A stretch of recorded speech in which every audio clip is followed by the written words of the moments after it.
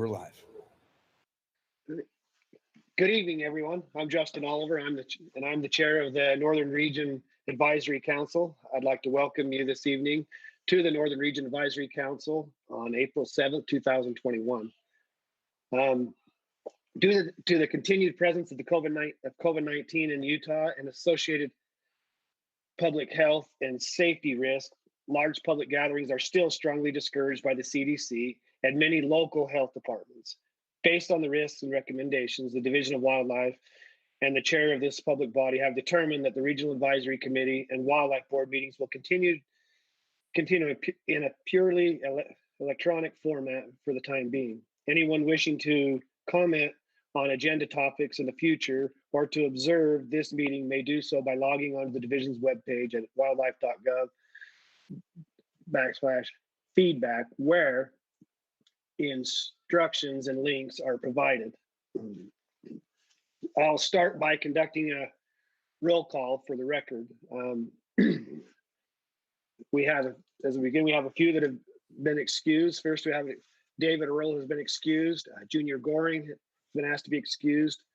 Kristen Purdy is also asked to be excused. Casey Snyder is asked to be excused. And Emily Jensko also, I don't believe she's come on, so she's also excused at this time. She may check in if she becomes available. That being said, I still believe we have enough for a quorum, so I'll go ahead with the roll call. Ryan Brown. Here. Paul Chase. Here. Chris Hogstrom. Here. Randy Hutchinson. Here. Aaron Johnson. Here. Matt Clark. Here. Mike Lauder. Here. Kevin McLeod. Here. Obviously, I'm here. Darren Perry. Here. Perfect. So we have 1, 2, 3, 4, 5, 6, 7, 8, 9, and myself, so 10. And I believe that is enough for a quorum. Again, we'll watch and see if Emily may join in. I also want to recognize that we're joined by a number of the DWR personnel who are participating live this evening, as well as various DWR Northern personnel, including Covy Jones, the big game coordinator, Riley Peck, the once in a lifetime species coordinator and regional wildlife manager, Chad Wilson, the private lands and public lands, our public wildlife coordinator, Justin Shannon, the wildlife section chief, Jim Christensen, the Northern Region Wildlife Program Manager, district wildlife biologists throughout the Northern Region, David Beveridge, Northern Region Lieutenant, Jody Anderson, Northern Region Outreach Specialist, and Ben Nadowski, the Northern Region Supervisor. And then finally, and most importantly, we'd like to welcome the public who are tuning in this evening by watching a live broadcast online. In preparation for this meeting, the DWR posted each of tonight's presentations online.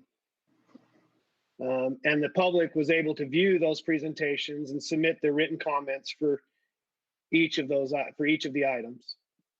We will not be able to read those comments into our record, but we'll do our best to summarize those public comments for you this evening. Those comments have been sent to the RAC members in their entirety for their review and consideration. We won't be able to accommodate additional public comments during tonight's meeting, but RAC members are welcome to address the specific concerns they received from the public or outlined in the written comments that we all received. Just to go over how the meeting will go forward, we'll adhere to the following format for each of tonight's agenda items. I will announce the agenda item, and we will not listen to the presentations by the DWR personnel. All RAC members have been asked to view the recorded presentations online prior to this meeting. The regional supervisor will then summarize the public comments received for that agenda item. I will then call for questions from RAC members on the agenda item. After questions, I will call for RAC discussion, including any clarification or additional information RAC members may request from UDWR staff. We will then entertain motions based on those discussions. We will repeat the process for each of tonight's agenda items. Let's go ahead and get started by reviewing and approving tonight's agenda and the minutes from our December 2nd, 2020 meeting. If there are no questions or concerns regarding the agenda or minutes, I'll entertain a motion to accept them. I'll make a motion to accept. Okay, I have a motion by Matt Clark to approve the agenda. I would Do I have a second. second? I missed the second. Was that Randy? There's two of us, but yeah, I was one of them. Okay. All right. Thank you very much. All right. I guess we'll go ahead and take a vote. I try to just have everyone raise their hand, but it's a little difficult to see everyone on the screen. So let's just take a roll call real quick on accepting both the minutes for the agenda for today and also the minutes of our last RAC meeting. Ryan Brown, In favor. Paul Chase, Yes. Christopher Hogstrom, Yes. Randy Hutchinson, Yes. Aaron Johnson, Yes. Matt Clark, Yeah. Mike Lauder, Yes. Kevin McLeod, Yes. Darren Perry. Yes. Yes. Motion to approve both the agenda and the last meeting's minutes have passes unanimously. All right. We'll next hear from Ben, who will give us he's going to help me out and give us a wildlife board update this time. Thank you, Ben. Thank you, Mr. Chair. This will be pretty quick, but it has been a while since we've met. And if you'll recall, last time we met, we talked about Landowner Association permit recommendations and Black Bear rule amendments and recommendations. And so the board met on those items on January 5th. And they made a motion and it passed 5-1 with Wade Heaton declaring a conflict of interest and recusing himself to approve the permit number recommendations as presented by the division. And there was also, for the Black Bear rule amendments, motion was made to accept the division's recommendations as presented, and that motion passed unanimously. To transition to our next discussion, there was a motion made and some discussion in the board meeting at the end following board business, and there was a motion made, seconded, and passed that the board requested the division to help host a work session in March on a date identified by the division. That date was subsequently identified as March 31st. So on the 31st, there was a kind of a marathon meeting of related to our recommendations. Hopefully some of you guys were able to watch that. You guys all got a link to it, but if you weren't able to watch it, it was really, really informative. It started off with some discussion from Covy Jones on big game management, big game biology and management in Utah. There was some statewide population discussion from Kent Hersey in our Salt Lake office as well. And then followed by each of the regional wildlife managers. So for you guys, it was Jim Christensen, the Northern Region Wildlife Manager, who gave a pretty detailed overview of population trends and all of the data summaries that go into the recommendations that you guys are seeing discussing today. And each of the 5 regional managers did that. It sounded like in the Central Region last night that information in those presentations were really helpful for a lot of those folks. So hopefully you guys were able to find them helpful as well for tonight's discussion. So that's the wrap up for the summary motions for the board. Any questions, or Mr. Chair, if you'd like, I can move to the regional report. I'd like to know if there was any questions. I'd also just repeat, as far as I highly recommend our RAC members, if you did not take the opportunity to watch some of that wildlife board meeting that took place, I recommend you do it. Was fairly long, but maybe a little bit at a time, but I think it was very educational. And I would also have many of you, I would invite your friends, family, and those who you come in contact that often question how things go about. It was a very good job of explaining just how the process worked, where numbers come from, it was just extremely helpful. And I think if more people were able to watch that, they might see their comments may differ a little bit. They might recognize that they're just how much work and effort goes into these, all of the recommendations and rules, everything that goes on. And I applaud the division for taking the time to do that, and also the wildlife board for requesting that. I think that was a very good move on everyone's part. Any questions about any of that before we go on to our next to ask Ben if he'd give us a regional update? All right, Ben, can you go ahead, please, at this time then and give us our regional update? Sure can. So I'll start with the wildlife section, since we're talking primarily about the wildlife section's recommendations today. But they're pretty busy right now conducting spring deer classifications. Last report I got from Jim, the survival is currently around 90% for adults and 70% for fawns. So the numbers for survival look really good right now. It's been a pretty big effort to coordinate both internal and across the region, across all sections, help from employees and from volunteers for sage grouse and sharp-tail counts. Those continue to be completed. Our non-game biologist actually had quite a busy winter since we last met. He was busy conducting pygmy rabbit surveys as well as kit fox surveys. And Randy and I both were able to join him in Logan Cave to do bat surveys. I don't know about Randy, but I found that to be really interesting, and it's always fun to spend time with our non-game biologists and to see the breadth of species that we manage and remember the breadth of knowledge that we have within our ranks. And appreciate Randy coming out and joining us. It was fun. On an interesting note, we're working to install what are called Modus Towers, it's like a radio telemetry tower that helps to track migratory bird migrations around the Great Salt Lake. So that's an effort amongst our wildlife section, but also with our Great Salt Lake Ecosystem Program, our project.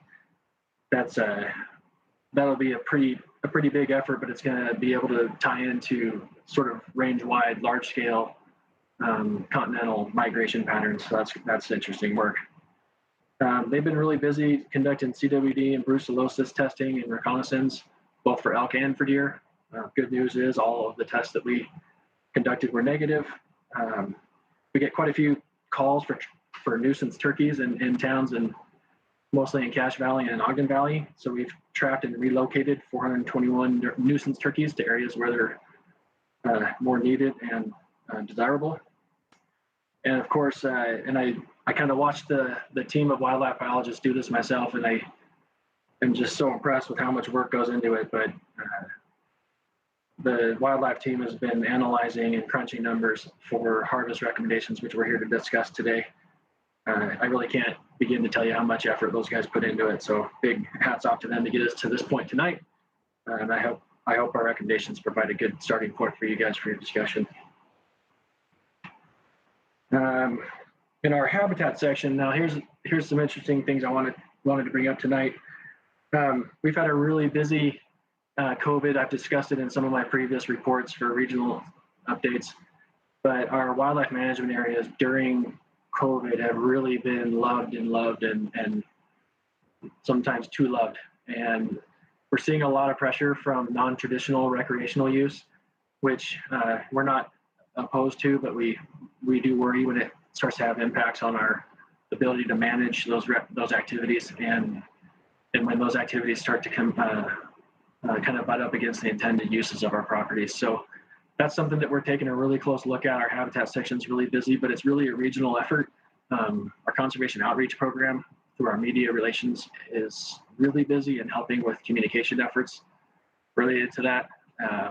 Our law enforcement officers provide a ton of support and help, and sometimes with the tip of the spear for that. They even do a lot of media interviews. So if some of you were paying attention to the media, you might have seen the Middle Fork of the Ogden Wildlife Management Area was the first that we took a kind of a surgical intervention where we are going to close the parking area to overnight camping, starting here shortly when the WMA opens this Saturday. So all of the WMAs in the region that have seasonal closures for big game winter protection are set to open up this Saturday. That's when we start to see an influx of camping with warm weather and spring break and holidays. So the camping closure in the Middle Fork WMA parking area only, not for the whole WMA, that closure will begin this Saturday. We've had a ton of support for that, but that's just one example, probably the first one you're going to see for where we are having to take some interventions to protect wildlife and our wildlife habitats. Habitat section's been busy with habitat work proposals through the Habitat Council, WRI, and I think it was just last week we even had our conservation partners meet and allocate and fund up to, I think it was over $3 million in wildlife habitat conservation projects on the ground. So that's good news. Those efforts continue. Just a word of caution, we're starting to already see a few wildfires in the state. We've had 3 as of today, I believe. 1 in the northern region. I don't have the details on it, but it's awfully early for us to be seeing fires. So we're bracing for a pretty bad fire season. And our habitat folks are really busy putting in new guzzlers for bighorn sheep out in the Newfoundland mountains. We've been hauling water out to those to fill up guzzlers that dried up last year as well. And we're also putting in some new big game upland game guzzlers in the Pilot Mountains too. For our law enforcement section, we have a change in personnel. Dominic Barrett was our officer up in Cache Valley. He was promoted to sergeant and will be replaced by a transfer, Nick Verdeen, who comes from the central region. So we're really excited to have him. He's young, hard worker, has a fantastic reputation, and we're excited to welcome him into the region. Our law enforcement section and our interdiction AIS, or aquatic invasive species interdiction specialists, are super busy gearing up for AIS voting season. And one of our new officers, Brooklyn Evans, was recently highlighted in the ABC4 News Behind the Badge, which spotlights law enforcement officers and shows how and why they choose to serve and protect the public. That was a really great piece, and cast her in the light that she deserves. She's an excellent officer. For our Great Salt Lake Ecosystem Project, the brine trip harvest wrapped up with 27 million pounds harvested, which is much less than it was last year. We even extended it for an additional month, and we still had less harvest than we did last year. But we are bracing for a record low on the lake elevation this summer. So that's a little bit more ominous news on the moisture side of things. Big effort by our aquatic section. Our regional team is busy managing regional waters, but we also do the lion's share of the work on a statewide effort, what we call just the walleye spawn. We have statewide needs for walleye to be hatched and grown and stocked in the waters around the state. And so our fisheries crew collected over 15 million eggs from spawning walleye at Willard. It takes weeks and weeks of effort. It's a whole team, lots of regional support. And 5 million of those will remain in Willard. They'll be brought to a hatchery setting, hatched out, and then put back into Willard as fry. And then the remaining 10 million will be used for other statewide needs. And we've already turned around the first batch of those fry, which were actually stocked into Willard just on Monday. So a huge effort by those guys and excellent work happening. And finally, our waterfowl folks are absolutely churning through Phragmites right now. They're hoping to burn 1,000 acres and mow another 500. So 1,500 acres in total treated. We've got a lot of people that have stayed really busy in the field, and that's only a snapshot of really what they've been doing. But that's all I've got for the regional report. Justin, if there's any questions, I'm happy to help answer them. All right, you have a couple of questions, if I could. Yeah, go ahead, Matt. So my first question on the rabbit study that you guys did, do you have any updates on rabbit hemorrhagic disease in Utah? Yeah, I'm going to go to Jim. He's got probably more detailed knowledge, but it's definitely been a topic. I'm sure you're hearing about it in your clinic too. Yeah, so we had the initial outbreak this last summer.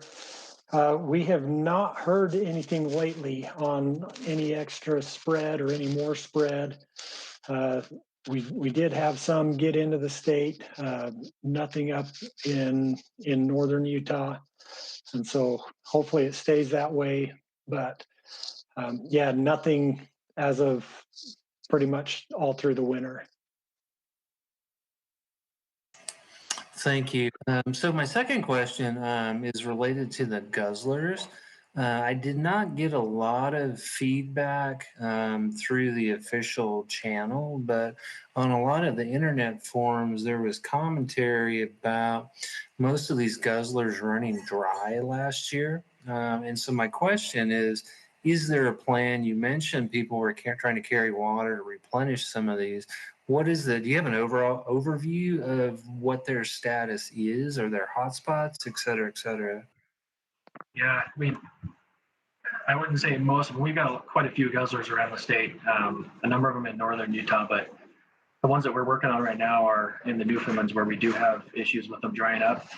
And frankly, it really wouldn't have mattered where they were placed or how big their aprons are, or how much moisture they collected based on the surface area of the guzzler. If there's no rain, there's no water in the guzzler, and that has been the case in the recent past. They just are bone dry because there is absolutely no moisture. So that's where we ended up acquiring a truck from the Forest Service, kind of an old surplus vehicle that we've been using to haul water, but it's a challenge to get the water to some of those guzzlers because of how high up they are. And so we're looking to increase the aprons in those, and also build additional guzzlers in additional locations that can grab more moisture, but also spread the bighorns around throughout the range a little bit.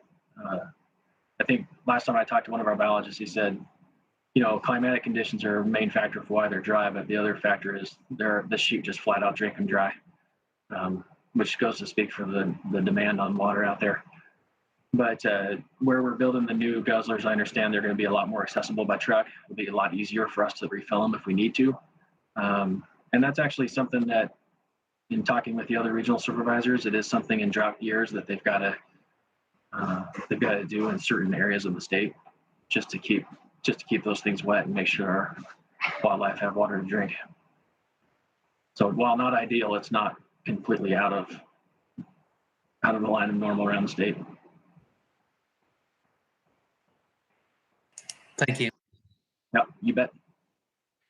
Are there any other questions about a regional update before we move on to our next agenda item?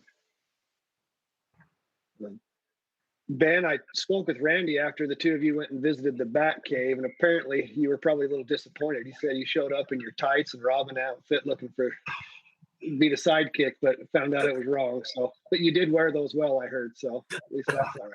I appreciate Wrong that. Bat Cave, huh? So anyway. Randy wasn't quite the superhero I was expecting, but he did a good job in filling in. All right. That was an awesome experience. I'll throw that out. If anybody gets a chance to do stuff like that, do it. Mr. Chair, one more item, if you don't mind, really quick. This Please. is just a matter of board or RAC business, just to make you guys aware. We will be looking for 3 new members that can start in July. We've got an application on our website for folks to apply. We'll be looking for 2 new non-consumptive. Chris Purdy and Chris Hoekstrom are rolling off and have served us absolutely great. And so we'll be looking for 2 new non-consumptive members. And Aaron Johnson is our sportsman rep who will be rolling off, and we'll be looking for a replacement for him. And we thank those guys incredibly for their service. I just can't imagine how much work it takes you guys to check in at night after a full day of work or whatever it is you guys are up to all day. But just wanted to kind of make that mention just so you guys are aware of what Justin and I are going to be working on, and with a number of others. But if you know anybody who's interested, that application is on our website, and we're always looking for a few good people. Thanks. Thank you. For the record, they still have one more meeting they'll be able to attend, correct? That's correct. Okay. Yes, Kevin. In the last year or so, since the COVID situation, we've kind of, at least I've been under the impression that we haven't been able to go out with the division guys and help with things. So is that loosening up now? Yeah, there are opportunities. It just sort of depends on the opportunity, but we have we've got a number of months under our belt now of kind of COVID mitigation measures, and they've proven to work. We have protocols for how we handle interactions in the field and so on. And so I guess, Kevin, what we've learned is absolutely, if it's something you want to do, we can accommodate. We've just got to make sure that we're using the proper protocols to keep everybody safe and healthy. And we feel like we've got a good handle on that now. Sounds good. Appreciate that. Yep. All right, if there are no more questions, we'll go ahead and move to our fifth item on our agenda, which is the buck deer permit recommendations for 2021. Before I go any further, I'd like to have Ben, if he'll just give us the public comment survey and how that went on this agenda item.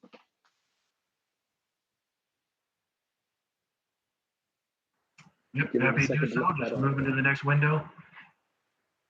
Okay, so I want to try and give you guys a little more background and more detailed information for each of these public feedback. So if you guys have any more questions for me, let me know. But I want to try and summarize the themes, give you the overall percentages, but also where there are themes that we can pull out from the comments. We're going to go ahead and batch those together and share those with you. Hopefully you guys read all the comments as well. But I'm trying not to introduce any bias, but to give you guys the best overall summary of the comments that I can. So we had 33 total responses. The question that we asked the public was, which best describes your position regarding the buck deer permit recommendations?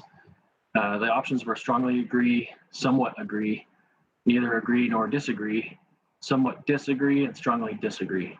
And so for this item, we had 57, just over 57% that strongly agreed, 28.5% that somewhat agreed, 0 were in the neither agree or disagree, 3.5 somewhat disagree, 10.5 strongly disagree. So most of the respondents were in the strongly agree or somewhat agree column.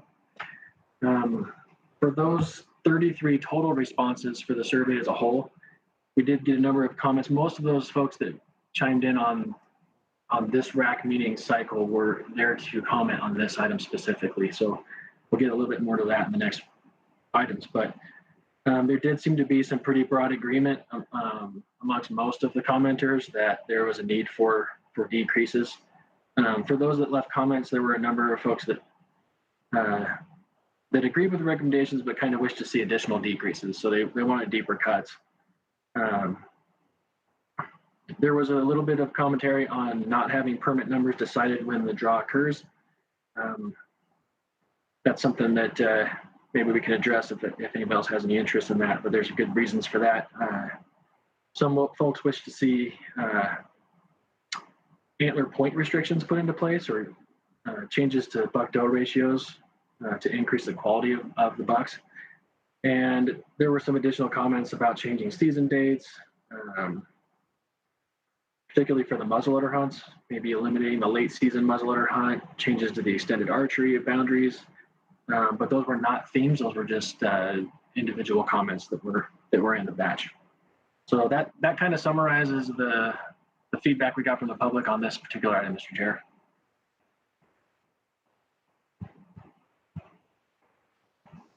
Okay, thank you very, very much.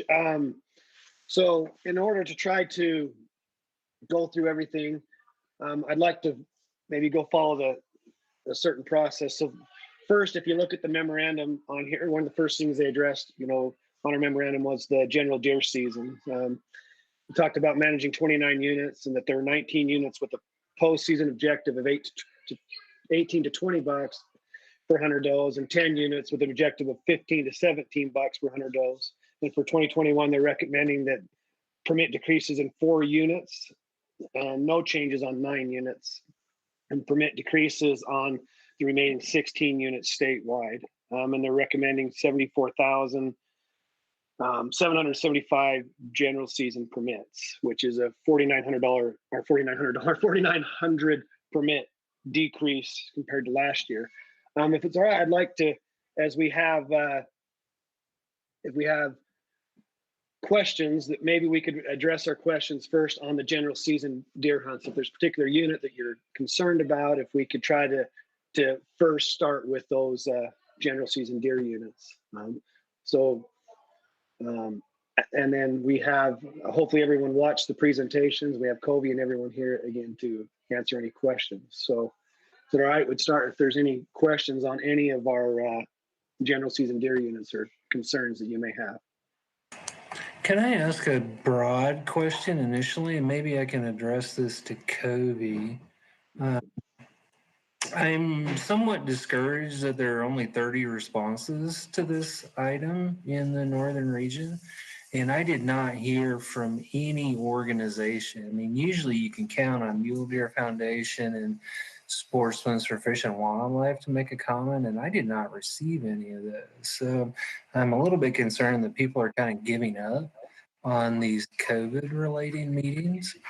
And I guess the second part of that question is that most of the unofficial conversations that I had, people are requesting a further decrease, and I'm not really sure that, is that something that we should be doing? Can you comment? Yeah, those are great questions. First of all, Matt, I think that the reason for the light comments on this issue this time is probably because of the board work session. I don't know how many RAC members had the chance to watch that, but we went in detail and in depth on every single deer recommendation for general season, why we made it, what data we considered, what was going on with the unit, what the outcome would be, what we're doing for the units in addition to that. And so I don't know if it's much giving up or disinterest as it is just when you have the explanation behind the recommendation, you're more comfortable. And when you're more comfortable with something and feel less loss, you have less of a chance of making a comment. And that's my interpretation of what's going on there. Maybe that's wrong. And secondly, that the recommendations that we make as an agency, we make to a management plan. And it's when we're talking specifically buck recommendations, and when we talk about deer and elk, there's state code that says that the division is going to write a plan, they're going to take it to the board, and then they're going to make recommendations to that plan. And the reason why is because there's a lot of, I say this a lot, there's a lot of right ways to manage deer. When you have a plan, then you know what success looks like. When you're meeting those management metrics, you're succeeding in the management of that species for that plan. Now, that's not saying we don't want more deer on the landscape, I think, because right now as a public, we all want more deer on the landscape. And these recommendations that we've made will bring us in accordance with the buck-doe ratios for the plan, taking into consideration things like fawn-doe ratios in the fall, fawn survival rates, adult doe survival rates, and seeing exactly what's going on with the population. We can then tell how many bucks are going to come into that system and make a recommendation for harvest.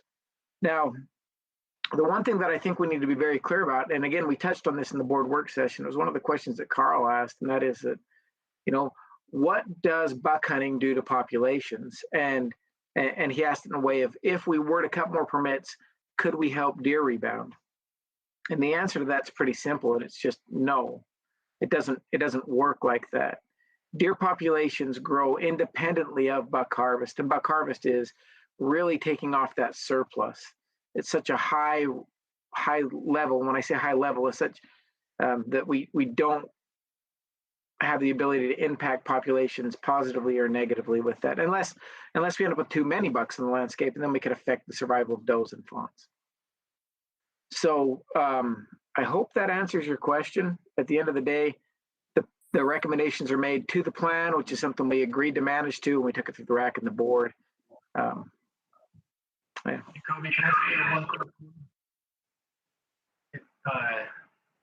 to get to Matt's question? There was one letter submitted from SFW. It went to the Central Region before their meeting, and they discussed it last night. And the letter does say that Sportsman Fish and Wildlife supports the DWR's 2021 bucks and bulls and once in a lifetime recommendations with the following exception. SFW recommends a decrease of general deer season tags on the manti by an additional 600 permits for a total of 7,500.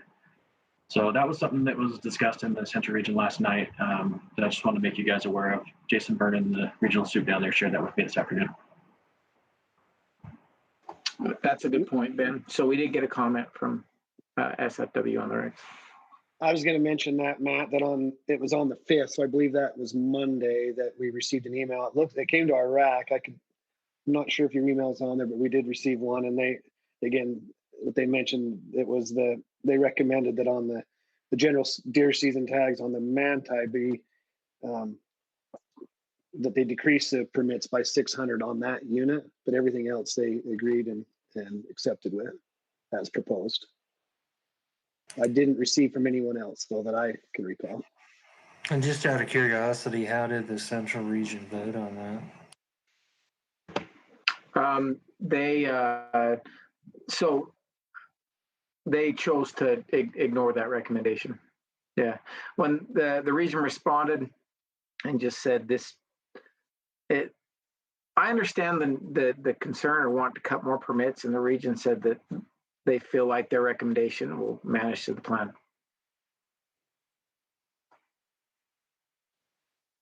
So, Covy, I received some additional, from a friend of mine that lives down there, and he just, with some more data, we just talked about last year they finished at 57% as far as the fawn survival rate, and then says they're currently at 58 this year, but it felt like by the end, but they're worried about some of the areas being more at 30%. Like it sounds to me, I watched the Central RAC as well. Could you maybe, explain how that unit works a little bit? It appears to me there's certain sections of that unit that are doing much better than others. Is that fair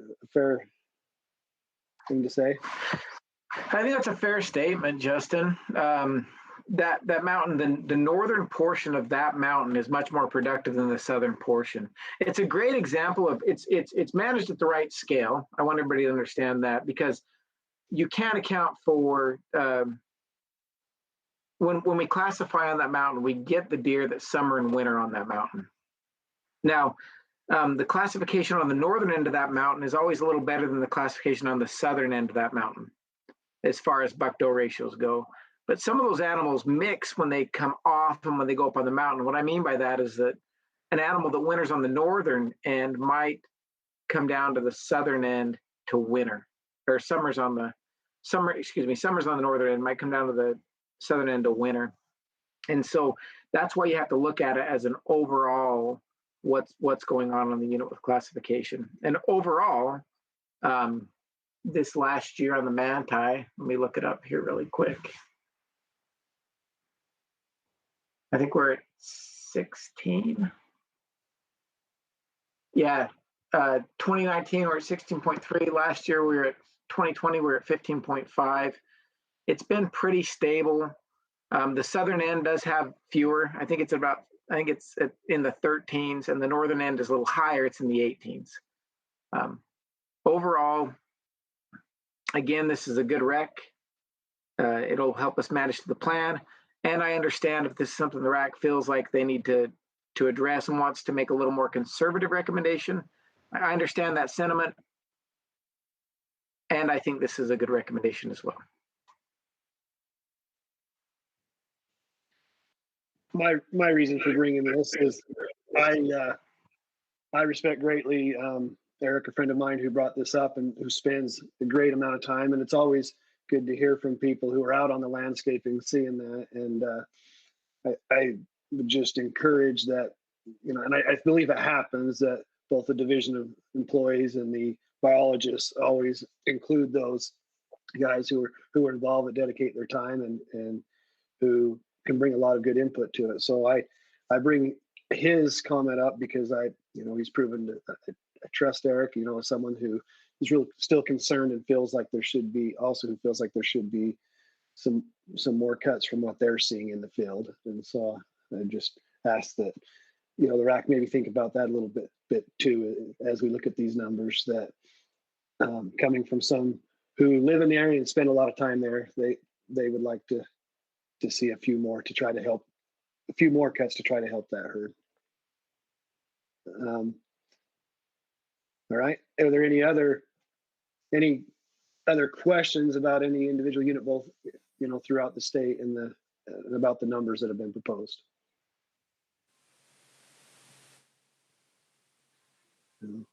And I think, Covy, you hit that right on. I would have liked to probably seen that meeting just a little bit before the comment period began, because I think it probably would have answered a lot of them. But that being said, I think it was a great meeting. And I also think that, like every time our comments, for those who are listening, in public, who've sent those comments, I know that we do read all of them. And I will say that those who are articulate, you can be forceful and you can be very direct, but I would just recommend that when addressing those, I think most of us, when we begin to read the email that calls us dumb SOBs and everything else, it's pretty hard to want to read much further. So I encourage those who are doing the comments to please share your thoughts, but be respectful, and we'll continue to read them. But I believe there are so few comments also because I think most people, for the most part, understand that these cuts need to take place and that we're trying to do the best that we can. Hey, Justin, if there's no other specific questions, I have a couple of general questions. Okay. Hey, and Covy, sorry, I hate general questions, so just answer it as best you can. The two questions I had coming in, Ben actually mentioned the one. Can you give a short recap for the people that are listening on why these numbers aren't out prior to people putting in for the applications? Yeah, it's and Lindy's probably best to answer this, but at the end of the day, the reason why is because years ago, the division used to manage on last year's data. So they'd manage on data that was a year old. We'd make permit recommendations for 2021 based on 2019 data. And as we've progressed through time, there's been a demand for better data. We want the most recent data going into our deer recommendations, our elk recommendations. And we switched several years ago to use that. The biggest reason why is because we don't get the data in time to get it out and have that recommendation. Sorry, Justin just popped up. We don't get that data in time to make that recommendation and have that recommendation out before the application period opens. Now, I don't know if that's a good answer or not, but we've decided that there are folks that like that application open early, excited about it. We usually have it in conjunction with the expo, a lot of big wildlife stuff going on in the state there, and we just don't have the data in time to have recommendations out before that opens. Could it be pushed back? Sure. I guess that would be the answer, is to push it back, and then we'd push everything back, right? So you push back the draw, the programming, everything else, and the results would be pushed back too. And so it's just where do we want it? It's valid. It's frustrating. I understand that it can be frustrating at times. It could be done a little differently. This is the way that we've done it. Okay. All right. And I just, again, it was one of the questions I came in that I had listed and Ben mentioned it. I wanted to bring it up. A quick comment, then a question. I can't remember if it was on your buck slide presentation or on your Antlerless. I believe it was on the buck.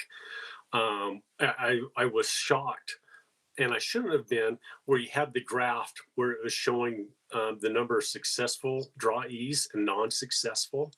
And in the near future, I think it was just 2 years out, the majority of people aren't going to be drawing.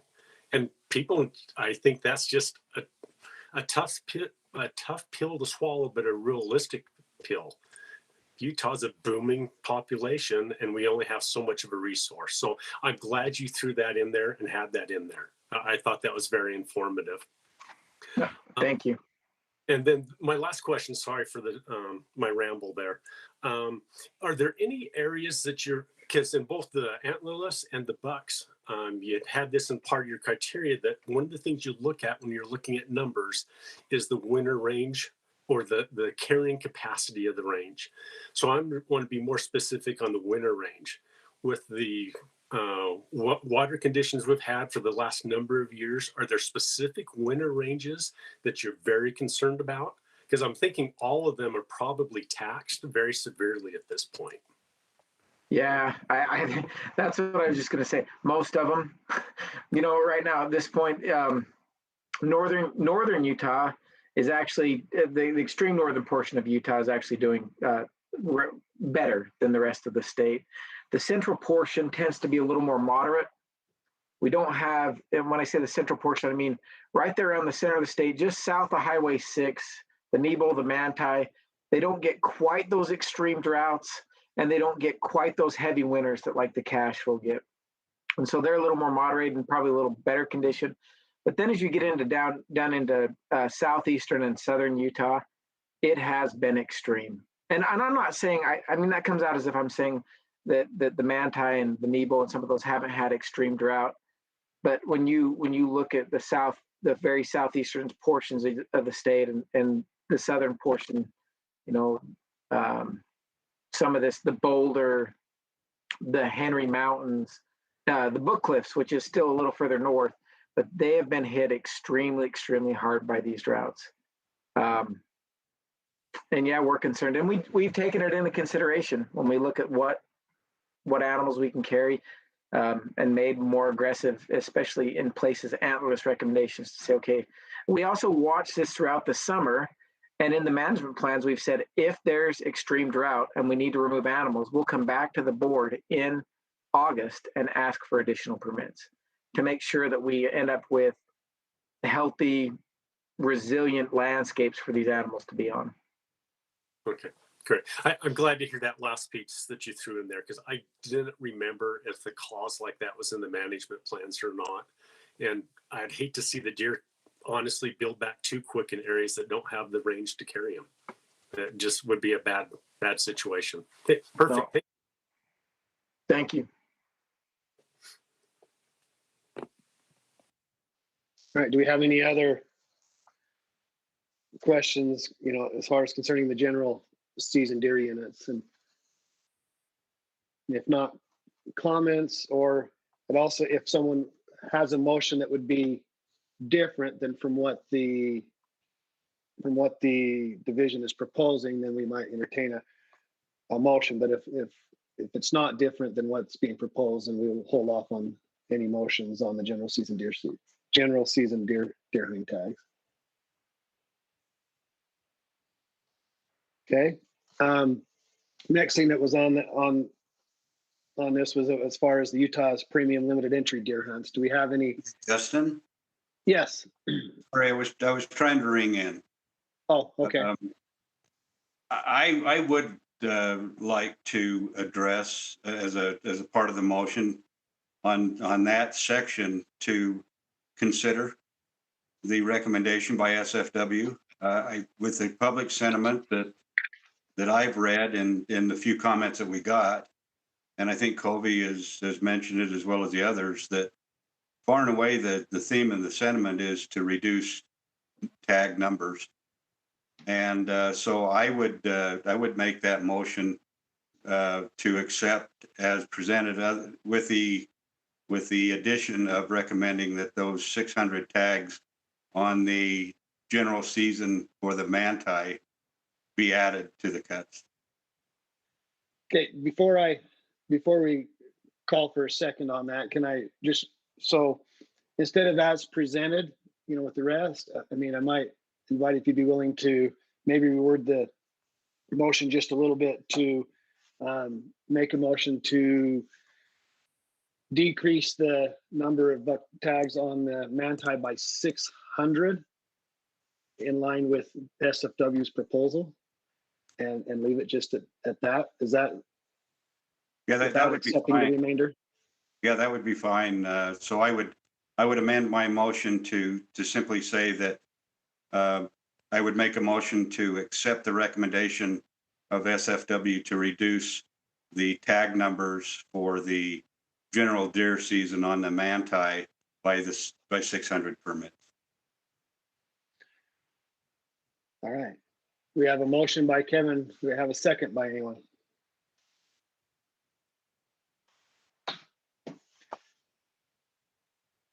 No seconds. Seeing no seconds, motion fails. All right. No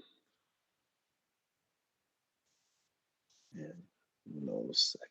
Okay, I just want to make sure I write that down correctly. All right, thank you, Kevin. So with that, as we were saying before we go on, if we have any questions concerning the premium limited entry deer units in Utah and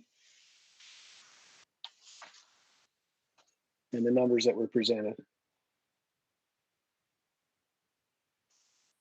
All right, no questions. How about comments on them? Okay. Next thing we talked about, then maybe there was also a recommendation to recommend 5 permits per unit on the 3 handgun, archery, muzzleloader, and shotgun units for a total of 15 permits. Is everyone all right with that and understand that? So questions or comments? And then the last would be, the division recommended reducing 141 limited entry deer permits, decreasing from 1,455 to 1,314 permits. Any questions or comments concerning that? All right, if we have no more questions or comments with agenda item number 5, we entertain a motion.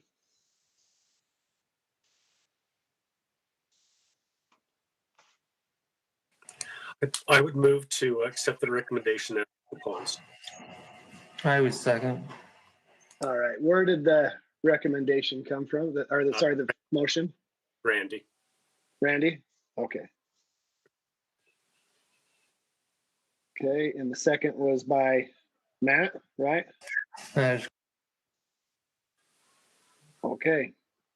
Is there any further discussion on the questions on the motion before we take a vote? So the motion to accept the buck deer permit recommendations for 2021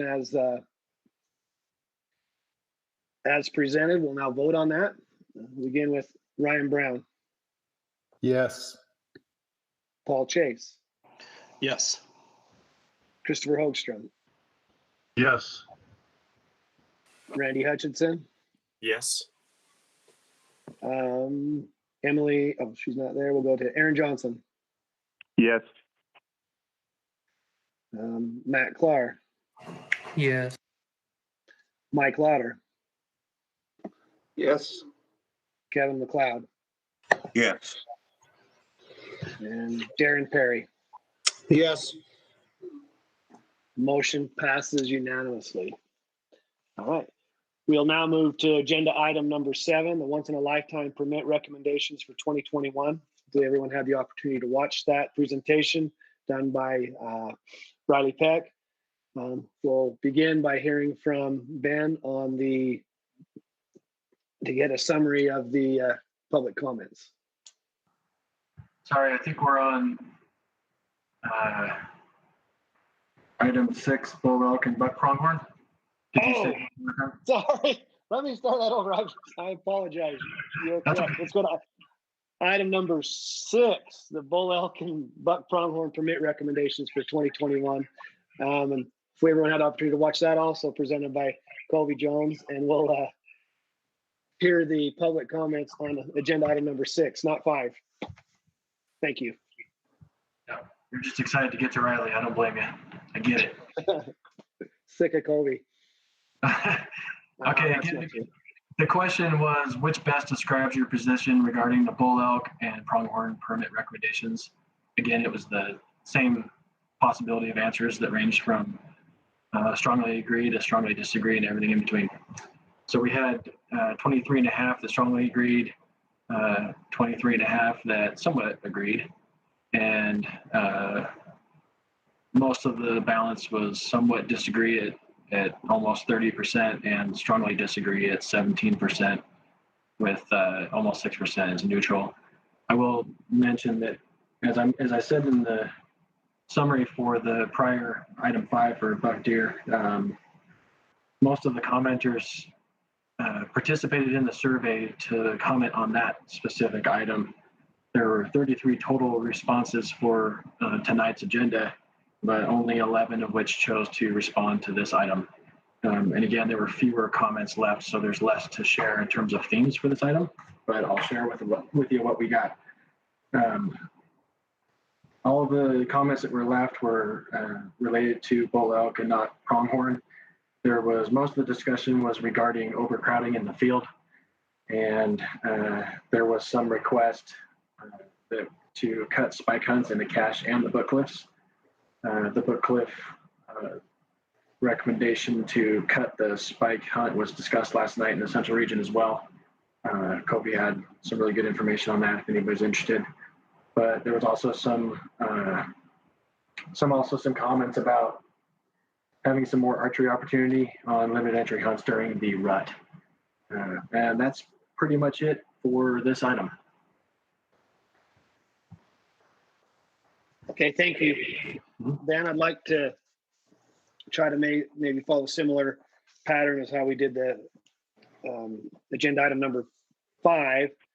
And so I hope everyone had the opportunity to read those comments. And I would ask RAC members if there was one that stood out that you might share some thoughts, from some of our who took the time to spend, those few who did take the time to spend or send comments in. So kind of a summary, the first thing that we talked about was the division's recommending 1,500 spike elk permits and 17,500 any bull permits as defined in the statewide elk plan. Do we have any questions concerning those numbers as far as the spike elk and the general bull permit tags?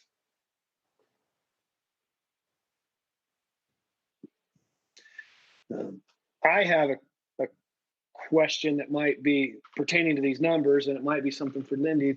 Last year, when these tags did go on sale, it was quite a mess, as far as, you were hearing the numbers of 330,000 people in line waiting to buy one of these, I guess 32,000 tags. Has there been anything done to try to mitigate that looking forward to next year? Is anyone aware of that?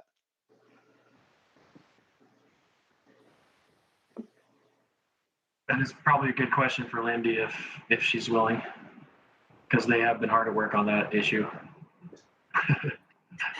Okay, so you're gonna have to repeat the question. I was on the phone dealing with another matter of work. I apologize.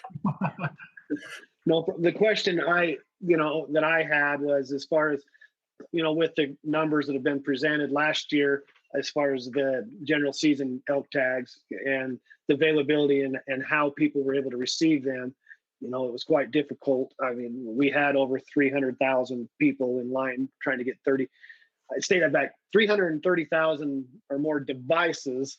I'm sure the numbers were quite less trying to get 32. I think it was 30 last time, right? Or whatever the tag numbers were. Yep. Is there anything different happening this year to try to avoid some of those frustrations and messes? Yeah, we're actually this year, we will be selling them on different sales dates. So starting in July, we're going to start with the archery elk permit. So you can buy a spike or an any bull permit. Let me grab the dates real quick. I just got to pull up my calendar. So we're dividing them out. We're going to do the archery and then the any bull and then the spike. So they're going to be sold on separate days to help minimize the crowding and the many people trying to get permits. So starting July 8th is the day that the archery permits will go on sale, and you can buy the archery, and those are unlimited. So people that are wanting an archery permit can buy their archery permit and get out of the way, because we do see that a lot on that day. Is a lot of the archery permits are being sold, even though there's unlimited number of those. And then on July 13th is when we will sell the any bull elk permits.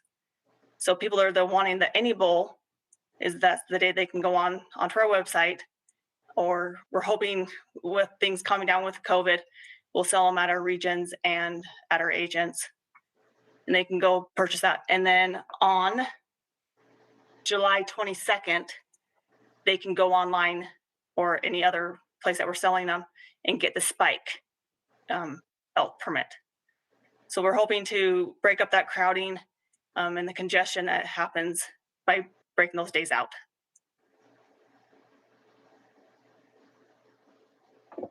Okay. Thank you very much. Hopefully that does help with some of the frustrations, and I think we'll get through it. I'm sure that was not a fun day for any of you working in any of the offices throughout the state. Not for the public as well either. It was a rough day for all of us. I didn't get a lot done on my job sites, as every guy was out there in this truck trying to buy elk permits, and nothing happened that day. It should have been declared a holiday. Exactly. Yep. So Lindy, what about the multi-season tag?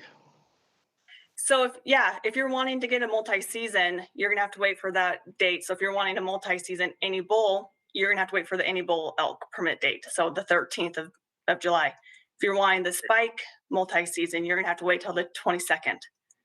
So if you're an archer that's wanting to buy a multi-season, you're gonna have to wait for the any bull or spike date to purchase that multi-season.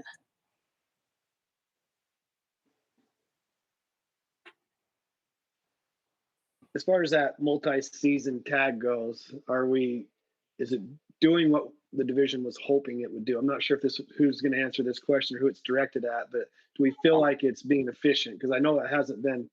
I'm not hearing a lot of public, people pleased with the public with those permits. So like it's adding to problems. And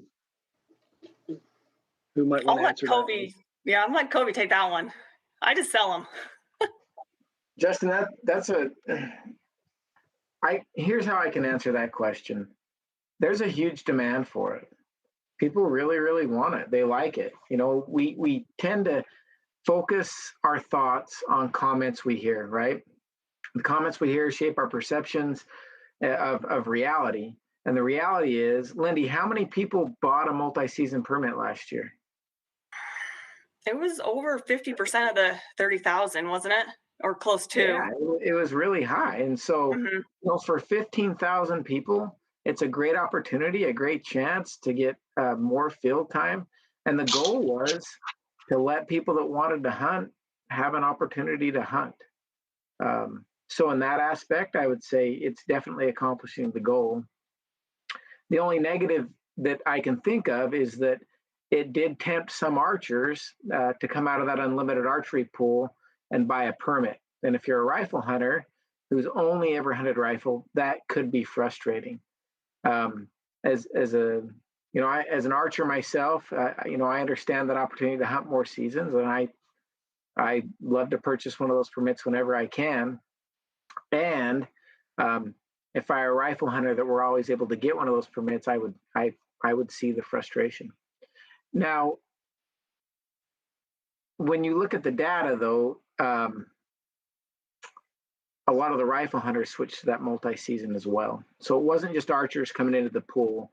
There were other hunters that hunted other weapon types that said, maybe I'll pick up a bow. Maybe I'll pick up a muzzleloader. And so if it's also to get hunters interested in trying another weapon type, it was successful in that aspect as well. Hey, Covy. the big frustration is that there's a limited resource and a limited number of permits we can offer. And that's always the frustration. Lindy, what were you going to add? I was going to say, it was around 38%, almost 40%. Okay, 40%. So I wanted to correct, it wasn't 50. I just pulled up numbers. It's about almost 40%. So shy of 15,000. Yeah. Okay, thank you. I think maybe, like you said, those are the comments that stuck to me, those who weren't pleased with it. And I think a lot of them were. Probably heard the most from the muzzleload season hunters who weren't accustomed to seeing that many more people out there. And then again, there's probably those who purchased that and then saw the price of a new archery equipment and probably changed their mind, but if they didn't already have it.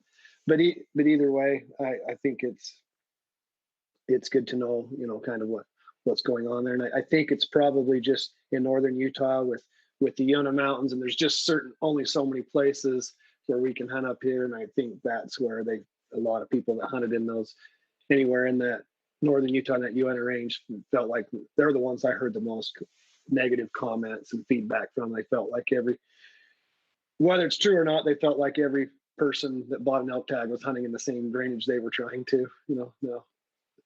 Again, their opinions. Right.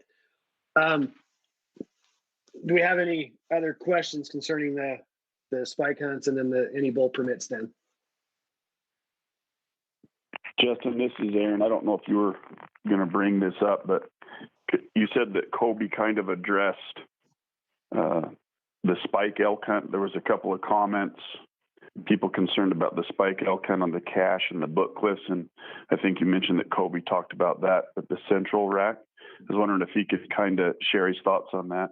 I've heard on the book cliffs for the last couple of years, quite a few of the outfitters and stuff were kind of disgusted at the spike elk hunt out there, and I wondered if Covy could comment on that, what his thoughts are. Yeah, absolutely. In Utah, we've picked a system for limited entry elk hunting. The majority of our units, the majority of our big herds fall under this limited entry system, and it's great. I was fortunate enough to draw a limited entry permit this last year after waiting several years and to go and hunt one of those units. What an awesome experience it was.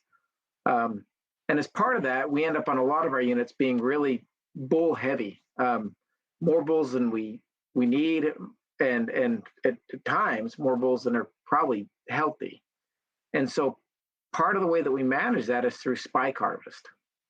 You pull off some of those bulls, you're allowed room to have more cows then and still manage your population objective, have more productive herds, and healthier herds. Now, on the book cliffs, there are some issues. And these issues are, they're long-term nutritional issues, and they've been happening for a long time. It's starting to show up in the data now, but it's been happening for a long time. And what we've seen on the book cliffs is, 3 years ago, when we went out there and first went out and started to research neonate elk, when we caught elk, we found out that only 50% of that population was pregnant, right? Which is the lowest we've ever seen. And when I say 50%, the number was, I think it was actually 53% of the animals that we caught were pregnant. And it was on a really dry year. We came back the next year, and that jumped all the way up to 86%. We came back this year, and we dropped back down into the 50s. And none of the cows that successfully had a calf last year were pregnant again this year. So there's a couple things going on. One, their body condition isn't high enough to allow them to carry a calf, and to allow them even to take or go into estrus. And what that really means is that there are too many elk on the landscape right now. So when we set population objectives for elk, we've never hit a biological threshold on any of our elk units, except for possibly in the book cliffs. And as we started to look at this, with the current condition on the landscape, we have too many animals on the landscape. And what it's caused is it's caused that herd to be less productive. And as it's been less productive, it's aged, right? If you're bringing less young into the population, you're aging. So we did a comparison this last year. We had a cow hunt out there. We did a comparison, and we looked at what the ages were in the book cliffs of harvested cows as compared to the units that we typically hunt, the Manti and several other units across the state for cows. And the book cliffs was on average, the cows were over 3 years older than any other unit in the state. Older cows, older population, less productive, less reproduction. And so you're bumping up against this biological threshold of not enough nutrition, the population starts to age, and if you pull back and stop harvesting spikes or stop harvesting cows, you just start to hit that. It's like running into a wall full blast, and I understand the concern. The concern is, well, the population may be a little less productive. Well, the answer is you've got to push back down the number of animals on the landscape, harvest some of those, and then it starts to become more productive, right? If you can lower the average age of your cows, add more nutrition to the animals that are there, remove some of those bulls so you don't have a lot of bulls of the older age class, then you end up pushing that back down below a nutritional threshold where now your population starts to get more productive, reproductive success increases, and you have a more resilient population on the landscape. So from a biological perspective, there are very few areas where I would say this, but from a biological perspective, spike hunting on the book cliffs is a good thing. And it has to come with increased cow harvest as well to push that back down. Another option, which we're always trying to do, is create more forage. We'll continue to work on creating more forage, expanding the habitat. If you have a bigger pool, you can hold more fish. If you have more range, you can hold more elk. And so as we do habitat treatments and increase that, we'll increase the nutrition there as well. And it's going to have to take a multi-pronged approach, managing our bison appropriately, working to manage the wild horses that are on the landscape, working to manage elk at an appropriate level, working to manage working with the permittees and those that graze the area to say, okay, can we all work together and end up with a more productive wildlife population on the book cliffs? And it's not just elk that have taken a hit out there. Deer are struggling out there as well. Does that answer the question? No, that's very helpful, and I spend a lot of time on the book cliffs, and I promise you that you see more wild horses than anything, and I think that's a huge thing.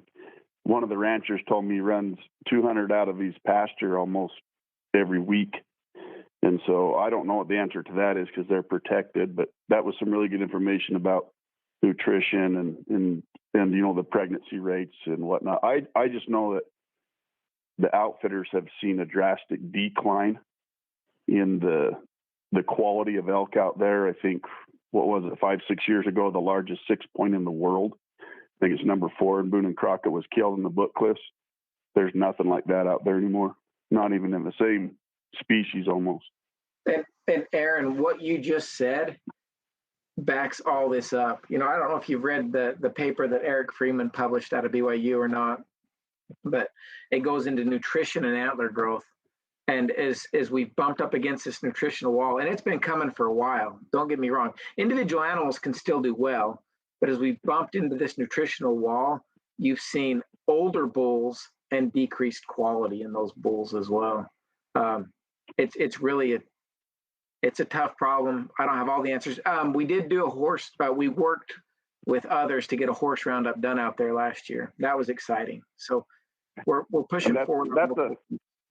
That's a tough place to catch wild horses too. I mean, I know they can be caught up on them bluffs and whatnot, but there's so many that get down in the bottoms of canyons that are never going to get caught along with the wild cattle. But no, thank you for that information. I love the book cliffs too, and I think I've seen a decrease. I would have thought that the herd number had decreased, so I'm grateful for that information.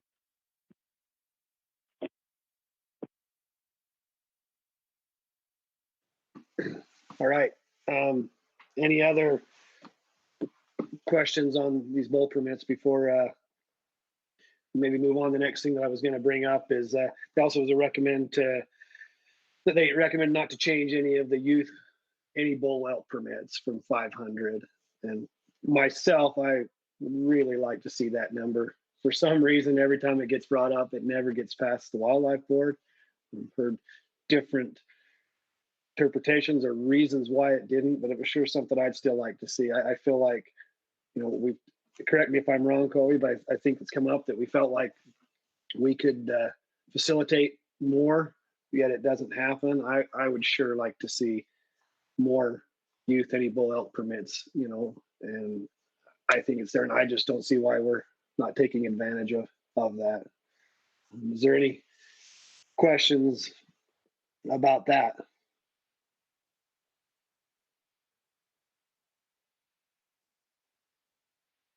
Right. Okay. Another thing was just as far as they're recommending adding 41 limited entry bull elk permits, so increasing from 2,948 permits to 2,989, and also this increase is primarily for the additional 158 permits being offered in the new September archery and hams hunts. Any questions or comments about those?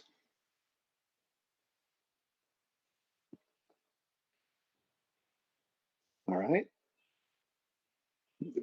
If none, we'll go ahead and we'll talk about last would be they're recommending adding 26 buck pronghorn permits, increasing from 1,147 to 1,173 permits. Do we have any questions or comments concerning that, the pronghorn permits?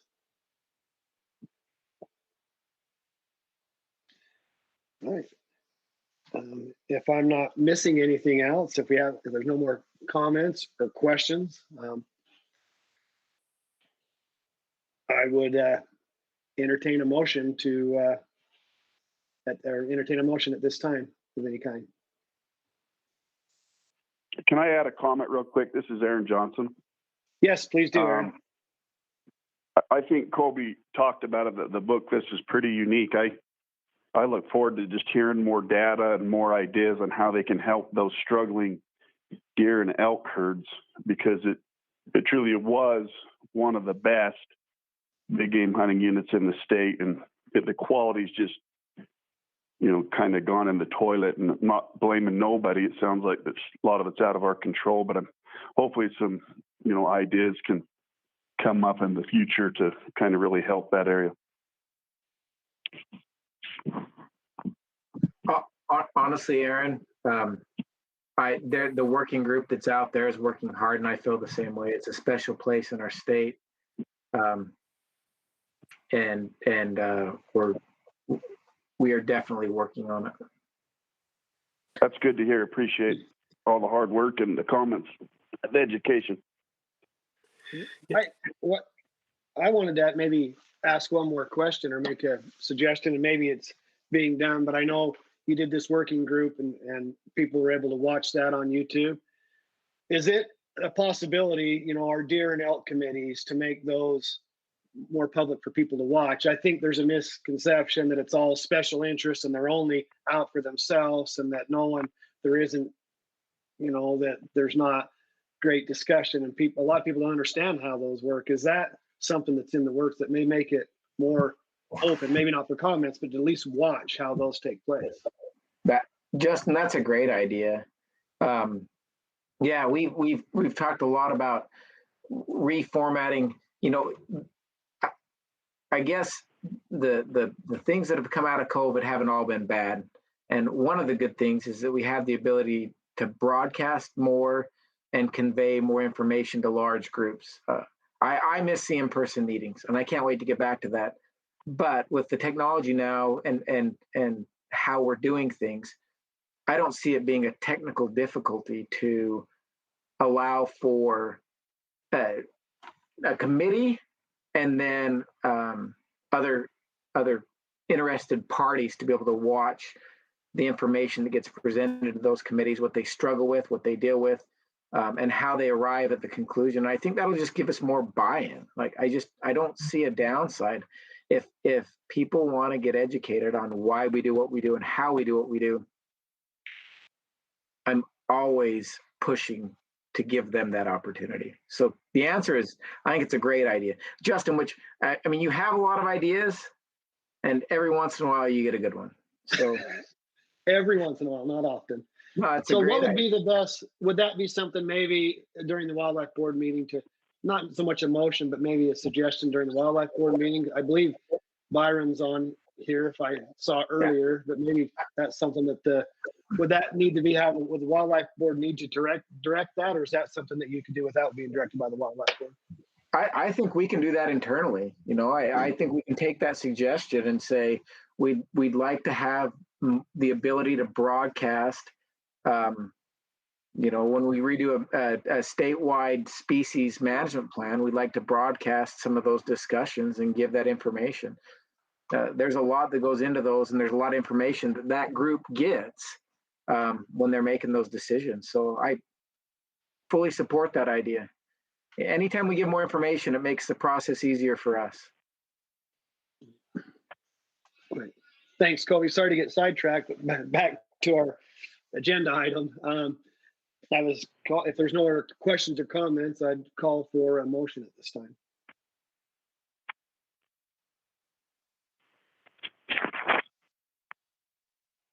We have a lot of shy people today. I'll make the motion to accept the proposal as presented then. Thank you, Randy. All right, I missed this. I know that Randy made the motion, and who was the second?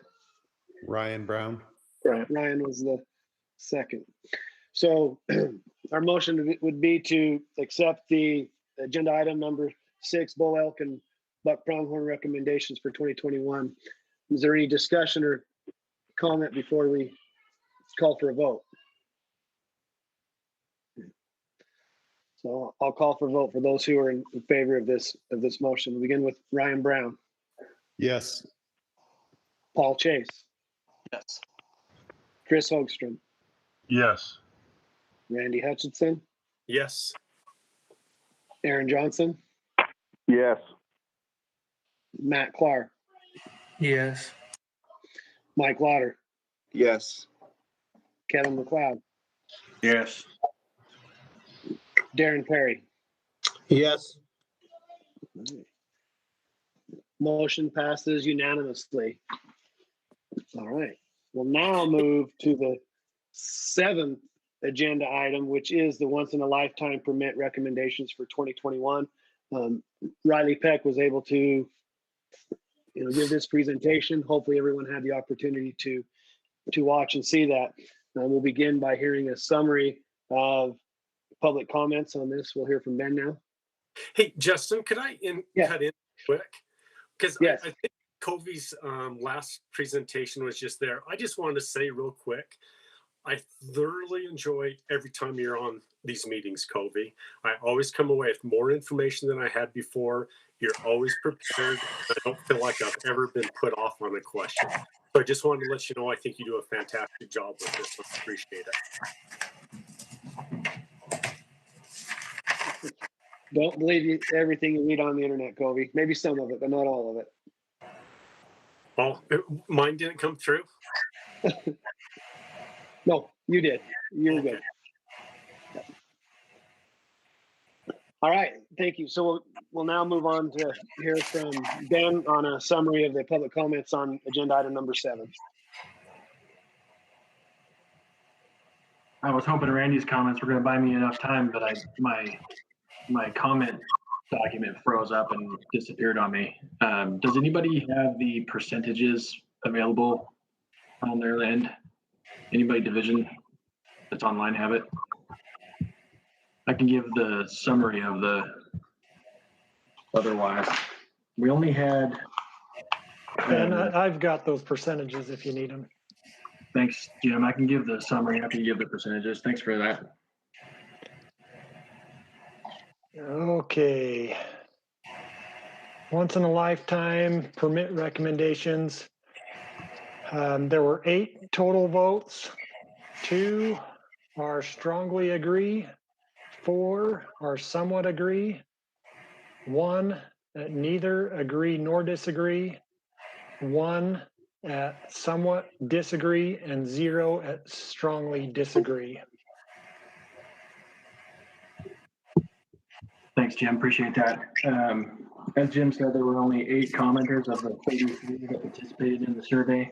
So as we move down the agenda, there was fewer interest in participating in the survey after the buck deer recommendations. But for those 8 folks that did respond, there was only 1 comment left, and it was related to some confusion and asking for some clarification on the words they used were roller coaster, the ups and downs on permit recommendations for bison on the Henry Mountains. And then also making a suggestion that we do away with points in the draw system. Yes. All right. I might ask, I noticed that Matt and Aaron's are not muted right now, and I'm getting a little bit of feedback. We might be able to get some help with that if that's possible. But I think everyone was still able to hear Ben's the public comments. So, Matt, are you able to mute yours? There we go. Thank you. Just got a little bit of feedback. Sorry, now I'm looking for my notes. Okay, so as far as the once in a lifetime and the recommendations, they're recommending adding 5 bull moose permits and increasing that from 107 to 112. Also recommend adding 50 bison permits from 97 to 147. They're recommending adding 2 Rocky Mountain Bighorn sheep permits, increasing from 65 to 67, and recommending adding 3 Desert Bighorn sheep permits, increasing from 78 to 81. The last is they're recommending reducing 2 mountain goat permits from 122 to 120. Does anyone have any questions for Riley concerning any of those? Anything as far as the once in a lifetime permits?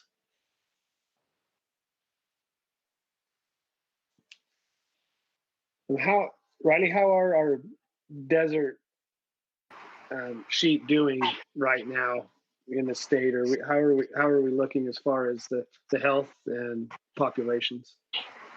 Yeah, that's a good question. When we're talking about desert bighorn, health and disease concerns are always a topic that come up, and not only in Utah but everywhere across the West. And Utah is in the same situation. Our populations are definitely stable to slightly increasing, but they are, every single one of our populations are of concern for potential pneumonia disease, and we have seen that in other places of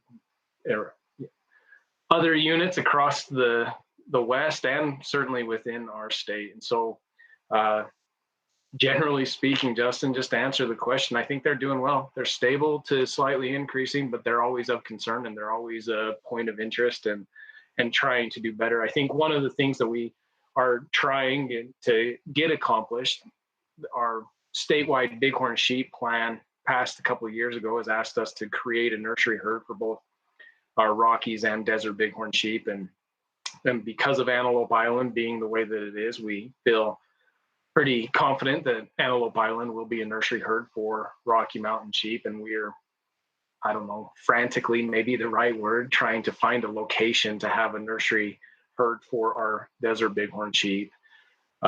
We do have sheep from Nevada to bring in and populate that nursery herd. So that is our hope, that is our move, but currently we are stable to slightly increasing. All right. Justin, question? Yes. How is Antelope Island doing with that after that situation and the rebuild? Yeah, that's a great question, and I think that to get into the weeds on that a little bit, James, if you don't mind, I'll turn that over to the region, since this is the region, that unit. I'll allow you to answer that, or ask you to answer that, if that's okay. Yep, no problem. Yeah, so initially the populations survived the move. this summer, we did have a disease outbreak that did kill some of those sheep. Fortunately, it was only 2 or 3 individuals, if I remember right. And I think I saw that Eric Anderson, our biologist, is on too. If my numbers are way off, he can correct me. But so yeah, we were able to get through that. And we made it through the winter with no additional mortalities. And so we're just looking forward to a new lamb crop and be able to get out and do another survey this summer. What is the current population out there? With that, I apologize. I don't have the numbers in front of me, but it would, yeah, I can report back to the RAC with those numbers.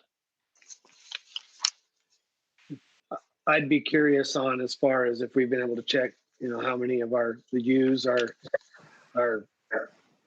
ready to lamb at this time of year, if we've had a pregnancy, if we know the pregnancy rate or how things went that way.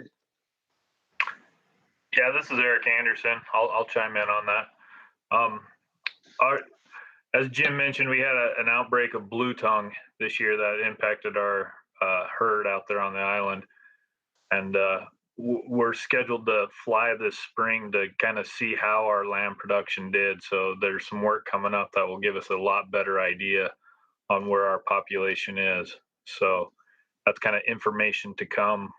We did have another mortality this spring, but if you don't get on Antelope Island within hours of an animal dying, those coyotes clean those things up quick. So we don't know the cause of death on this last sheep, but it's not uncommon just for natural mortality. But yeah, I'm looking forward to getting out there this spring soon. I think within the next month, and we'll do a flight and see what lambing rate looks like and how things look. I know on a side note with that, if you're not aware, but the Antelope Island State Park did cancel the antler hunt or pickup out there this year. And most of that was due to our concern with the bighorn sheep herd out there to kind of try and help them get a little more established and protected. So. Yeah, thanks, Eric. That I did hear that they canceled that antler hunt for that reason. I'm glad they did. So thank you. Is there any talks of continuing to try to increase that herd and put any more animals out there? Are we waiting to see what's going on with the blue tongue, or is there still work going towards trying to increase that nursery herd? Yeah, I'll step back in, and thanks Eric and Jim for answering those. But yeah, our population objective has not been met there, and I think we want to be prudent and see what takes place with the blue tongue and see what happens with that population. But our goal is to continue to grow that to a point that we feel comfortable with as a nursery herd. So yeah, we don't have any plans for this year, but that is certainly something that we are always considering. Thank you, Riley. Is there any other questions concerning this agenda item for Riley or anyone else? Yeah, Riley, just a quick question on the buffalo, because that's the only one that there are really any big jumps. And I believe in your presentation, you said that was based upon the habitat down there. Is that correct? Yeah, so there are a lot of issues with that moving forward. I mean, part of it, we're trying to manage and be good stewards on the landscape and make sure that we get ahead of poor range conditions, certainly with the impeding drought. As Ben mentioned in his, kind of address at the beginning, water is of concern this year. And certainly down there, we are in drought, and bison affect that range severely. And there are a lot of mouths on that landscape. So there is that jump and to try and get ahead of that. It is an aggressive recommendation.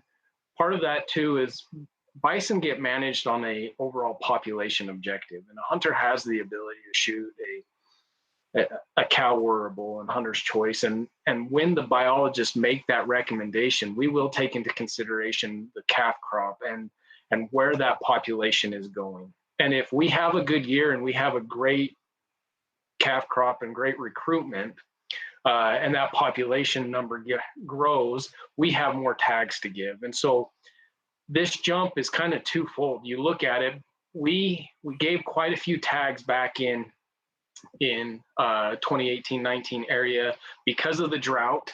So our tag numbers were high, our populations were high to bring them down, and making that recommendation off of a population objective in 2020, we dropped and had better range conditions than we have now. So you watch this ebb and flow of our bison permits go up and down depending on range conditions, depending on our calf crop and how the population is doing. And so it looks a little bit more drastic over the last couple of years because we gave a lot a couple of years ago. We didn't give so many in 2020, and now we're bouncing back up. But when all is said and done, on our average success rate, we anticipate that Henry mountain bison population comes in just slightly under objective, which is an aggressive recommendation with how many we're offering, but I believe it's the right recommendation as we were trying to be cognizant of our range conditions and the drought moving forward. So it seems, to answer that question from that individual sent in yours as well, it seems to be moving up and down quite heavily, but the population and other factors drive that, and it is recommended according to the plan is consistent to that yearly. Okay, great. I appreciate that. Quick follow-up on that. Obviously, nothing we can do about rain and snow, that type of thing. Hopefully, we just get more. But are there any habitat projects scheduled for down there to increase the range that they do have? Yeah, I mean, and great question. We don't always want our populations to be taking the brunt of it because of drought and other things. But yes, the short answer is yes, absolutely.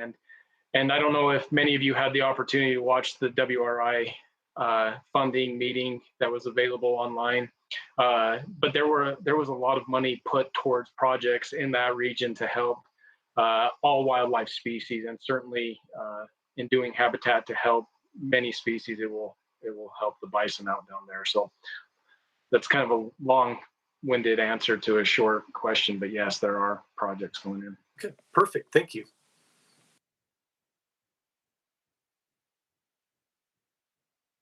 Right. Can I ask one more question? On the Antelope Island bison, I used to, years ago, I guided out there for the buffalo hunt for a number of years, and it was always many more permits given back then than there are now. What's going on with that buffalo herd out there? So yeah, that herd is managed a little bit differently, and Jim and Eric, if you want to hop in with any update, or that one's managed differently than we manage our Book Cliffs or our Henry Mountains. The population objective gets managed through sales and through different harvest methods than hunting. And so I have a little insight on this, if you're okay with that. Absolutely, Covy, how about it? Yeah, so yeah, it's a different population. It's on an island. It is managed by state parks, and we hunt that population to help them manage that herd. So it's a little different agreement than any other hunted animal in the state of Utah. The bison on Antelope Island, they brought in some new younger bulls, and bison are a little weird, with elk or deer.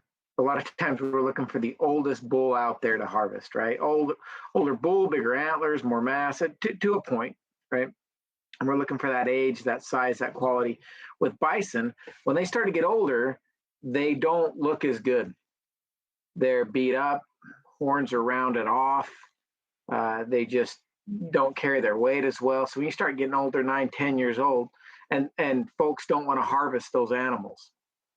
Well, the biologist out there, Steve Bates, brought in some younger bulls into that herd to give it some diversity And so what he did is he asked us, he said, look, I want to reduce permit numbers through the draw, because when you draw a permit, you can't tell folks which bull they can or can't harvest.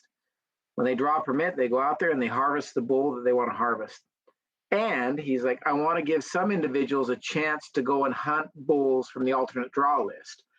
But before when we call that individual, we'll let them know this is a cull hunt. And if you choose to take this tag, we will dictate which bull we want you to harvest. So the truth is there's still been quite a bit of harvest taking place out there. The draw tags have really been reduced to save those bulls that state parks bought and brought in to add some diversity to that herd.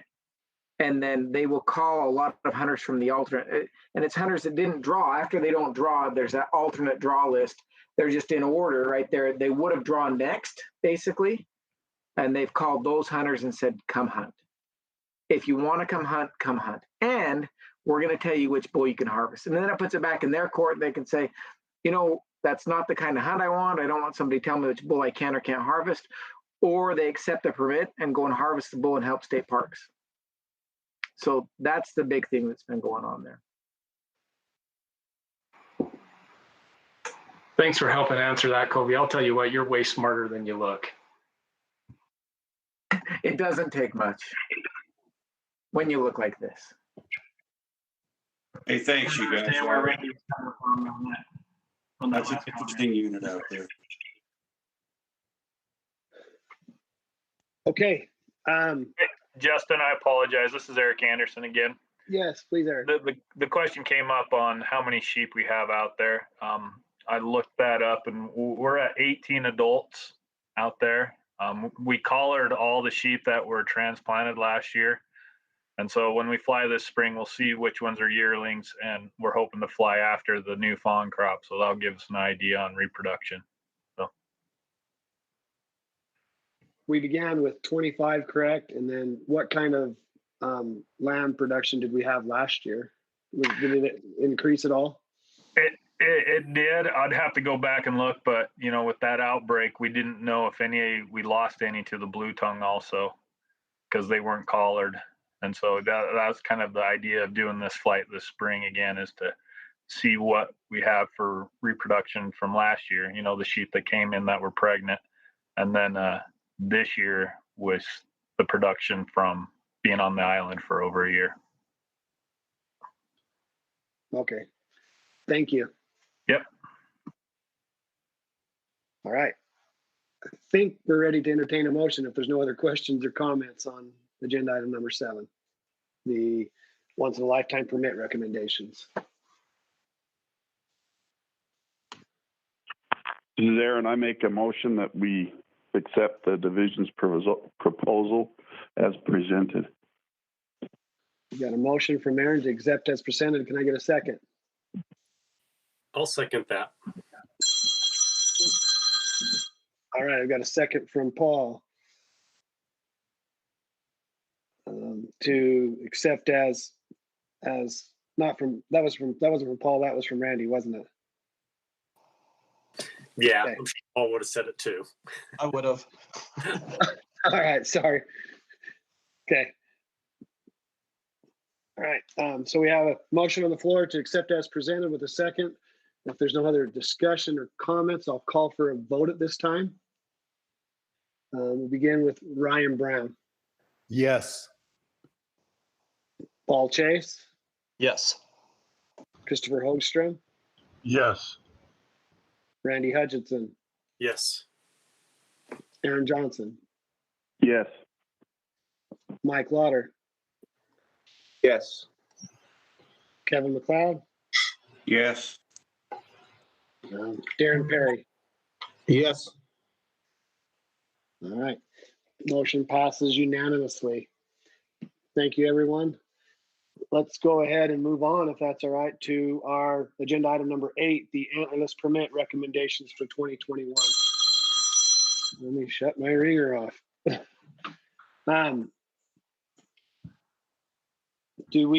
We'll begin this by first listening from Ben to get are you able to find that, Ben? To get us the public comment summary? Thank you. Yep. I counted, there were 9 of the total 33 respondents that cared to leave their opinion on this item. And there were about just over 45% that somewhat agree, followed by a little over 27% that strongly agree. And the balance of the responses were evenly split by neither agree nor disagree, somewhat disagree, and strongly disagree. I think it was one of each of those categories. There were 6 that left additional comments. The only theme that was related, the only theme within those comments was related to frustrations with depredation permits being issued by the division to private lands, to be used on private lands. So that was really the only theme that came out of those comments. All right. Thank you for sharing those comments. And again, I invite the RAC members, if there was any comments that you received from the public that you feel to share, I invite you to do so. Trying to decide how we want to go about this. I guess on this one, is there any, as we start with let's start with the antlerless deer permits. Let me see if I can find the numbers that we are looking at reducing. We recommend reducing it from 240 permits, decreasing from 1,175 to 935 permits, and adding 2 new hunts to address depredation and urban deer issues in Price and Oak City. The Antlerless says, the antlerless deer hunts are designed to reduce depredation on private lands, tackle urban deer issues, and address CWD hotspots, and help slow the decline of range conditions. I have a question. I just wonder what do most all these permits sell? Is there a lot of interest in your antlerless deer permits in Utah? Justin, I know we always say this, but that actually really is a good question. So it's funny because I think a lot of sportsmen think there just aren't going to be that much interest in antlerless deer. But the truth is, they're one of the hardest permits to draw. Lindy, can you, are you on still? Still here. All right. I'm pulling it up. Give me a second. I'm listening. All right, I'm just kidding. Can you give us what the draws are for antlerless deer overall and how long folks are waiting to have one of these permits? Yep, give me 1 second. I have to take it while she's looking at this. I'm afraid I would never buy one of those. I have a vivid memory of my uncle buying a doe permit and us being around the campfire, and my other uncle, who had had a few things to drink, began to sing the song, a doe, a deer, a female deer. That's what Uncle Thomas kills. Me, a big game hunter, would never kill a female deer. And that day I'm like, okay, I can't get one of those permits. And I think I was 8 and I still remember that song every time I see these permits. Sorry. And honestly, Justin, I understand that culture. I mean, when I talk about antlerless permits, I don't do it with my dad there because it won't be good. And if we want to really change big game hunting in Utah and manage more appropriately, this is the way we do it. This is the way that we smooth out the peaks, right? Deer oscillate like this. And if you take off the peak, you also reduce the valley. So when we hit a really big peak in 2015, 2016, that can lead to a really big valley. And Justin, I'm going to steal this from Justin Shannon. Justin always says, we know how to manage deer when they're in the valley. That's easy. You pull back on permits, you cut back, you don't harvest as many. What we really struggle with is managing deer when they're climbing towards the peak, because that's when, as a biologist, we should be pouring on antlerless permits and reducing that climb so that they don't crash and hit the valley as hard.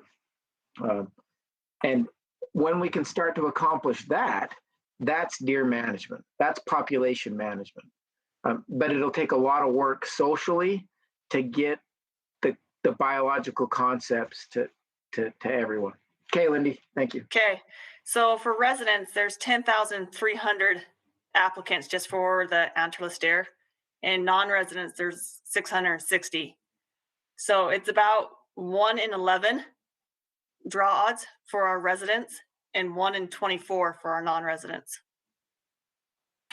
And then just depending on the unit, one are like some are 1 in 20, and then there's some units that are 1 in 5 of chances of drawing out. So people like to apply for this permit. There you go. Thank you. I've asked this question in the past and previous years, as far as I'm talking between Willard, you know, there along Perry, Willard on the front there near Highway 89, where we see a lot of deer get hit and a lot of things. But I'm just curious if there's any other actions being taken other than just providing depredation permits. You know, are we looking in at providing fence, or hopefully with some sportsman groups or some things to try to not have so many, you know, I mean, I get a lot of phone calls from people quite upset on certain homeowners who seem to be taking, I hear rumors that unlimited amount of deer that they were given permission to do. Now, again, rumor is all that is. I have no facts on that, but is there anything being watched as far as some of our orchard owners and people like that along Brigham and Willard? And is there a limit? Are they being watched over on just how many deer are being killed on their orchards and stuff near here? This would be in Willard and Perry area. That's probably a question for Jim. Yeah, that's what I was going to say. Jim gets super excited to speak with these, so that one's his. Yeah. Yep. No, yeah. So this last summer, our depredation crew spent an incredible amount of time and nights out monitoring those orchards and trying to haze those deer out of the orchards. Another thing that they were able to do is work with those orchard owners to use sportsmen on some of that harvest. I know last year we were above average on our level of harvest. Over the last 10 years, though, we've only averaged about 40 antlerless deer unit wide on all of Unit 3 that gets harvested, and that's all through depredation situations. And so there are some programs that help landowners protect their crops and their livelihood, and we work very closely with them on those. With the comments, I did see a pretty big number come through that is all hearsay, and it was all rumor based. And so that's why I'm always glad to talk through situations. But in that situation, fencing is going to be extremely expensive. In order to fence off individual orchards, then it will move the problem to others. And so the best fence location would actually be along the canal, along the bottom of the Brigham Face Wildlife Management Area. And then it's a matter of where do you stop that fence. It would need to go clear into North Ogden, or at a minimum to the elk farm that's down in South Willard. So part of that is why we pretty much quadrupled our effort from our depredation staff this last year, going up in the summertime, and then using sportsmen to help with some of that harvest as well. And then any of those deer that are harvested as a result of depredation situations, we do get there and we do donate all of those deer that we can, which is usually 99% of them. Sometimes we do have some that are not salvageable, but yeah, our depredation staff has been doing excellent up there, to where there's very few actually harvested this year. Okay, thank you. Thank you for answering my question. Any other questions? I guess we'll just look at these. There's questions as far as antlerless deer permits. How about antlerless elk permits. Any questions concerning any of the numbers on those permits by the RAC? All right.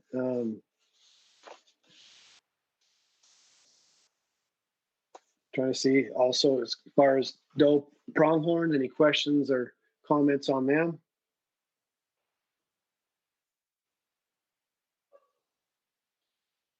I noticed that, we're dropping a lot of moose antlerless permits, decreasing by 31 to 15 permits. I like that.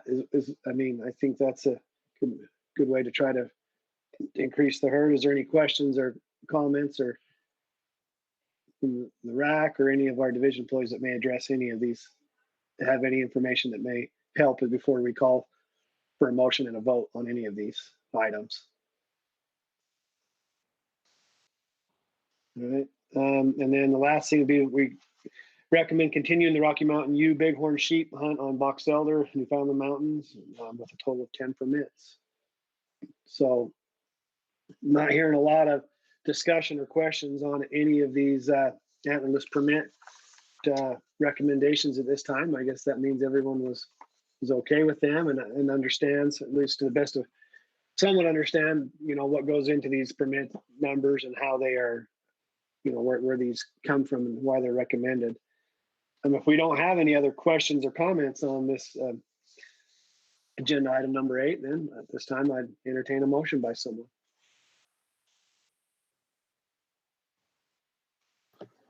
I'll make the motion. This is Mike. All right. So I got a motion by Mike to accept as presented. I'll second. Is that Kevin? Uh-huh. Kevin has a second. Any questions or discussion about the motion before we call for a vote? Hearing none, we'll call for a vote. Ryan Brown. Yes. All right. Paul Chase. Yes. Christopher Hogstrom. Yes. Randy Hutchinson. Yes. Aaron Johnson. Yes. Matt Clark. Yes. Mike Lauder. Yes. Kevin McLeod. Yes. Darren Perry. Yes. All right. Motion passes unanimously. All right. I think we're doing all right on time. We talked about it going over 2 hours, that we might need a break. We have 2 items left on our agenda. Does everyone feel all right at this time? Do we want to keep pushing forward? Or does anyone like a break at all? Yeah. Okay. I say keep going. All right. I agree. All right. We'll go ahead and push forward and move on to agenda item number 9. That is the 2021 CWMU antlerless permit recommendations. This presentation was done by Chad Wilson, who's our private lands and public land or public wildlife coordinator. We'll begin this agenda item by hearing from Ben. If he'd go ahead and share with us the public comments on this item. Happy to, Mr. Chair. So continuing on the theme of decreased participation, this item had only 7 of the 33 respondents that participated in this portion of the survey, only 3 of which left additional comments, and I'll get to those in a sec. The 37.5 strongly agreed with the division's recommendations, followed by 25% that somewhat agreed, and then an even split of 12.5% amongst strongly disagree, somewhat disagree, and neither agree nor disagree. There were 3 comments left for this item. No themes. There was no commonality amongst the 3 comments, but one was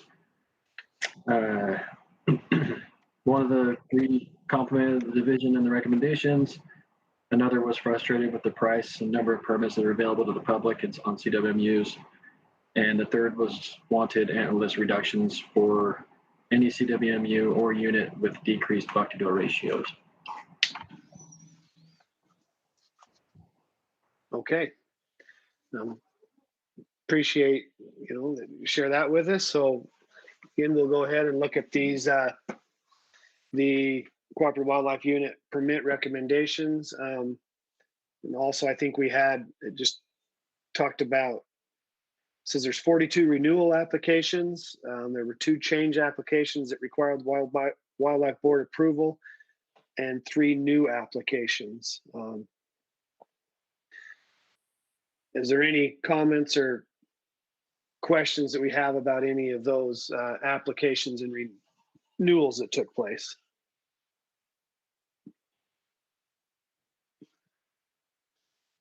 All right. How about as far as the number of permits that were provided to our CWMU program?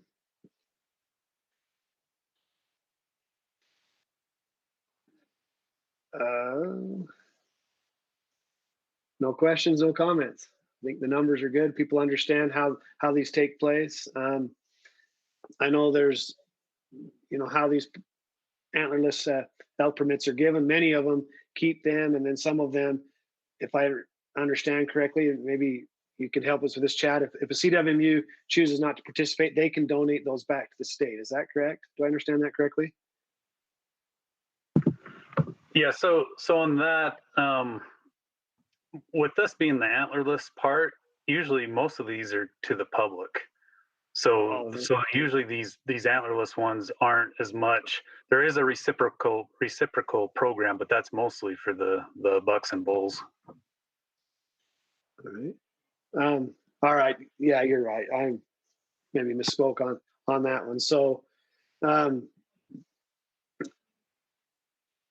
do we feel like these antlerless, I know we're not talking about maybe we are talking the private land cows tags. Are they doing what we were hoping they were going to do and trying to maybe push some of those elk off of private lands onto public? Are we seeing success with those permits, as far as how many being purchased and being successful with them?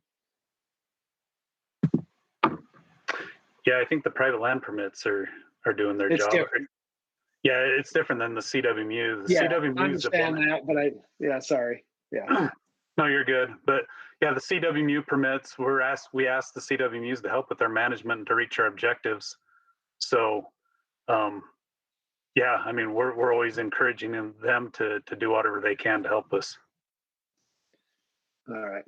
I apologize. I did get the private lands and the CWMU ones mixed up. So my apologies. Hoping to get some comment or questions. If we don't have any on these, I'm perfectly fine to ask for a motion on these. Would anyone like to make a motion on our agenda item number 9, CWMU antlerless permit recommendations? This is Aaron Johnson. I'll make a motion to accept the proposal as presented. I'll second. This is Mike. Okay, so we got a motion by Aaron and a second by Mike. Is there any questions or comments before we call for a vote on the motion to accept as presented? All right, we'll take a vote at this time. Ryan Brown. Yes. Paul Chase. Yes. Christopher Hogstrom. Yes. Paul Hutchinson. Randy Hutchinson. Yes. Aaron Johnson. Yes. Matt Clark. Yes. Mike Lauder. Yes. Kevin McLeod. Yes. Darren Perry. Yes. Motion passes unanimously.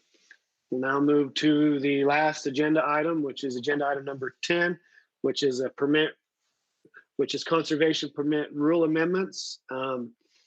Hopefully, once again, I hope everyone had the opportunity to watch Justin's presentation and understand what was taking place on this one. I believe most of this was kind of housekeeping things just to make sure that they're able to keep the integrity of the permit program going well and to just continue to assure that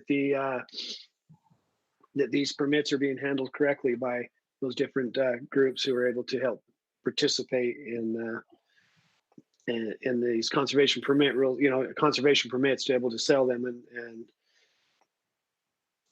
in that way support wildlife with the money that is raised by selling these permits. We'll go ahead and hear from Ben once again on this, the public comment on the conservation permit rules and amendments. Thank you, Mr. Chair. We only had, I think, 6 that commented on this specific item. Of the 33 we had, most of which just under 43%. Some would agree, followed by strongly agree at 28.5%. There was an equal percent, 28.5%, that were neither agree nor disagree, and 0 that were strongly in disagreement or somewhat disagreed.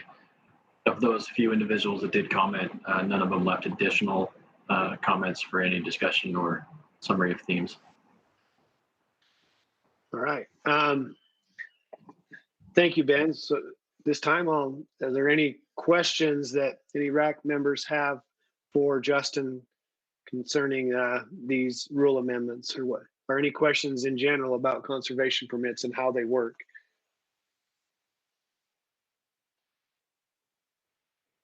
All right. I may, Justin, I believe you're on the call. I know in the central RAC you were given, there was a lot of questions.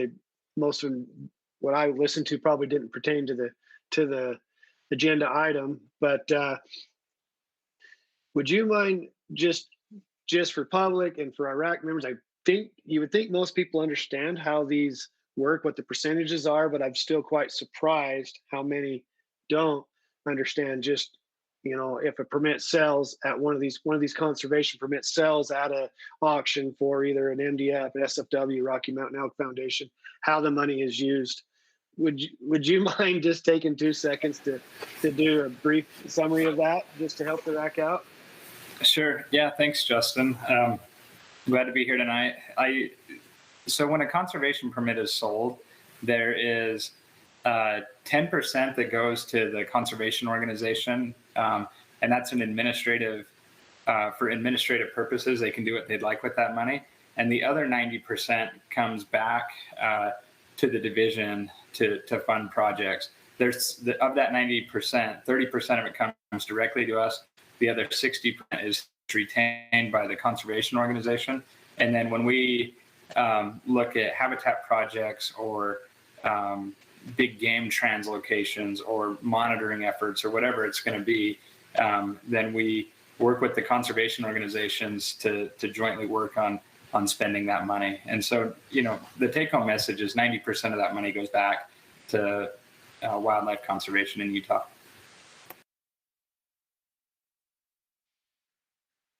All right, thank you. Once again, just a simple, description of what they are and how they work. And I believe that it's fair to say that in Utah, that a lot gets done. There's been a lot of projects and a lot of things that take place in Utah.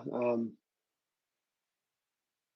there any questions or comments about these rule amendment changes or about the conservation permit program before we entertain a motion on this agenda item? Justin, just one comment. I think they're great.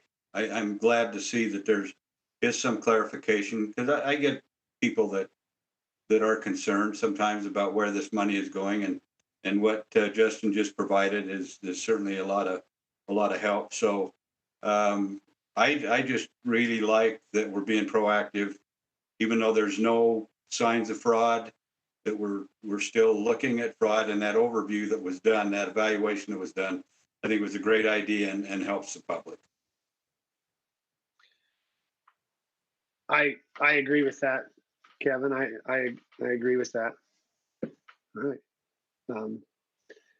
If we don't have any other questions or comments this time on this last agenda item, number 10, I entertain a motion. I would make a motion that we accept as presented. So I have a motion from Kevin McLeod. Do I have to accept as presented? Do I have a second? I'll second. Got a second from Ryan Brown. All right. If there's no other, is there any other questions or comments concerning this motion? Not, I'll call for a vote at this time. Ryan Brown. Yes. All right. Paul Chase. Yes. Christopher Hogstrom. Yes. Randy Hutchinson. Yes. Aaron Johnson. Yes. Let me get Matt Clark. Yes. Mike Lauder. Yes. Kevin McLeod. Yes. And Darren Perry. Yes. All right. I believe that we've come to the end of our agenda. We've gone through all of our agenda items, and I thank everyone for helping get through those. Before we try to close the meeting, is there any comments or discussions or anything that anyone would like to bring up before we adjourn tonight's meeting? I got one quick thing. Yes. Okay. Who you want, Justin? Kevin, you go first. Yeah, in a meeting about a year ago, we talked about. I brought up a concern about lack of rule or law that governs when a long range shooter shoots at an animal and is required to go verify whether or not that animal was hit.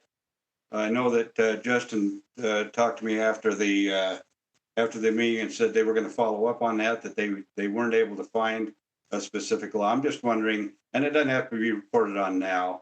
I just wondered if that's had any traction or any work done on it.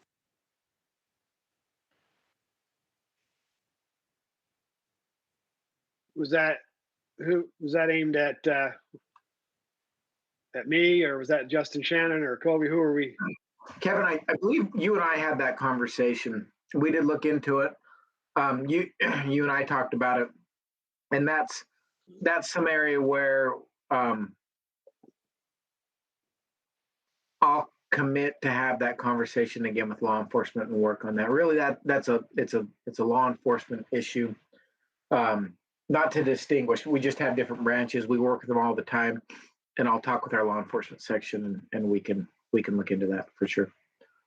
Okay, thanks, Covy. Yep. Randy, you had a question or a comment also. I was going to ask Chad if he's still on the line. I can't remember which meeting. I want to say it was in November. There's this discussion about the CWMUs and the public land that are enclosed within those. I believe the board also made a motion to have that looked into. And I was wondering if that occurred or is occurring and when we'll get some feedback on that. Yeah, I can give you some feedback now. We took that before our CWMU advisory committee. And really the determination there was that what we need to do moving forward is every time one of these renews with any public land is to just vet that through that process at every renewal. So if so going forward, any of them with public land in them will come through the RAC and board process, and it will be detailed of what public land is in there and what the public gets in return for that public land. Fantastic. Thank you. Is there going to be any type of, it can't really just be based off, well, we like these guys or not. Is there something for the CWMU operators? Is there going to be any changes or any requirements that they'll know of that we can determine this one's in or not? How is there anything that's going to be put in place in wording or in law or whatever it might be, so that it just doesn't come up that, well, yeah, this one makes sense, let's go ahead and do it, and then for some arbitrary other reason this one doesn't? Is there going to be something set in place as far as why we would ever allow public ground in one versus why we wouldn't? Yeah, so, and on that, there has to be a public benefit, and it's really not defined what that public benefit is. So there's not really a strong definition there, but we still have the reasons of an enforceable boundary, or that it's completely encompassed and not accessible, or for our wildlife management practices. So if it fits those criteria, then I think it's just something that the RACs and boards hear and determine if that's if that meets those criteria and if it's justifiable to have that in there. I guess that's what I would like to base our decisions off of too. And that I think that it's only fair to our CWMU operators too, that we find a way to where you talk about a definable border, for instance. I mean, I know that's being used and that's up in the air too. You know, it can mean so many things that would, I guess I would really like to see some true definition and work put into that so that there's no gray area, and just that we can provide as much public land as possible, public opportunity that we can. We know that they're not, I believe I heard that our number of permits were up by 30% last year. Is that what, or is it 30,000? I know that there was a lot more, you know, that as far as people applying for permits and everything, it was just going up. And I just think it's so crucial that we do everything that we can to keep as much public ground public as possible. And so I'd really like to see, you know, more definite definition, that's the way to say it, as far as what determines what is and what is not, you know, in that criteria. Yeah, and to be clear on that, on what my plans are in the immediate future is right now, the board's asked us to look at that LOA rule, and so we're neck deep into that right now and trying to get that done by September. When that's done, my plan is to go back and look at the CWMU rule and look at specific things like that we could tighten it up. That probably won't be done for this next go round, but kind of luckily this last year was our big year where a vast majority of our CWMUs renewed. So we might miss a few with those definitions. We'll still look at them, but we might miss a few this fall. But hopefully by the next fall and before the other big ones renew, that we can have a little bit of a rule change and hopefully tighten up some of those definitions. Okay. Thank you, Chad. Thank you. And I would just like to be on my soapbox one last time and just ask people if they'd please watch that.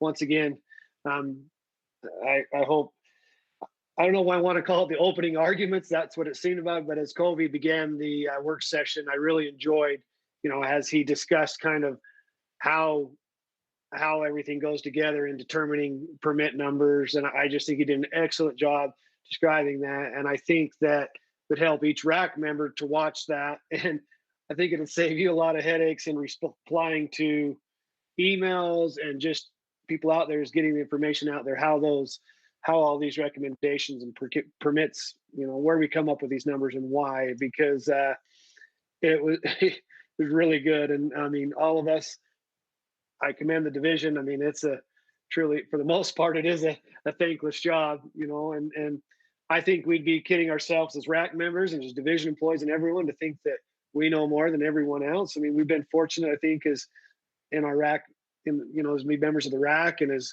so many things, to have information given to us that maybe others don't get. But I just think it's important that we try to get that information out to everyone. And, you know, there are going to be people out there and comments out there that I think are beneficial to the division and can really help out, you know, wildlife in Utah. But also I think it's good to help let the public realize that it's not just, Covy's just not doing what he feels like. You know, I like this comment he talked about, if he could just go by his opinion, he believes his is better than everyone else's. But I know that's not, it's a joke. But if we could just get everyone, you know, I mean, in a constructive way, to hear people's, you know, get opinions out there, but just, I guess, educated opinion or informed opinion on the process, it sure, I think the state and our wildlife would do much better. And so I hope that, I invite all our RAC members and anyone listening to please watch that, take the time and listen to it.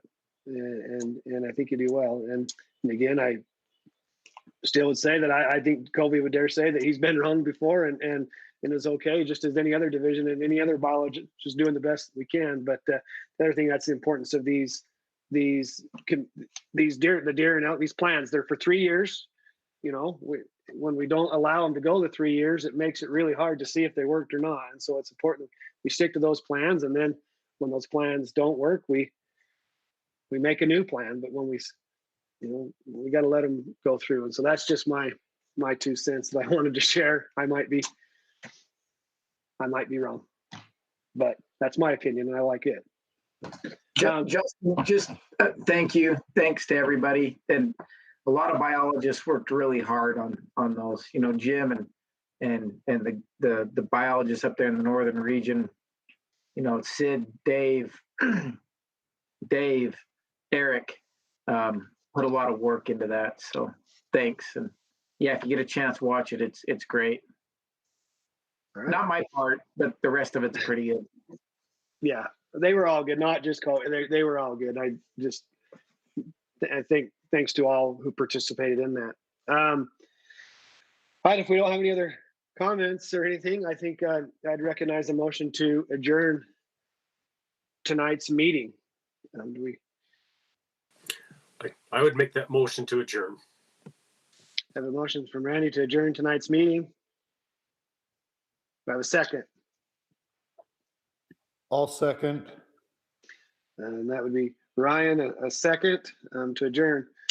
We have no other questions. We'll go ahead and have a vote to adjourn tonight's meeting. Begin with Ryan. Yes. Paul. Yes. Christopher. Yes. Randy. Yes. Aaron. Yes. Matt. Yes. Mike. Yes. Kevin. Yes. And Darren. Yeah. Darren Perry, if he's still there.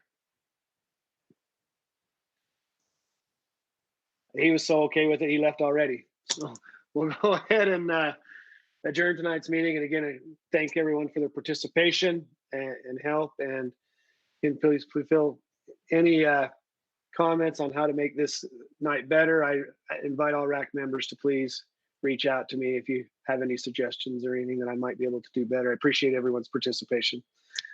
And thanks again. Good night, everyone. Thanks. Bye. Thanks, everyone.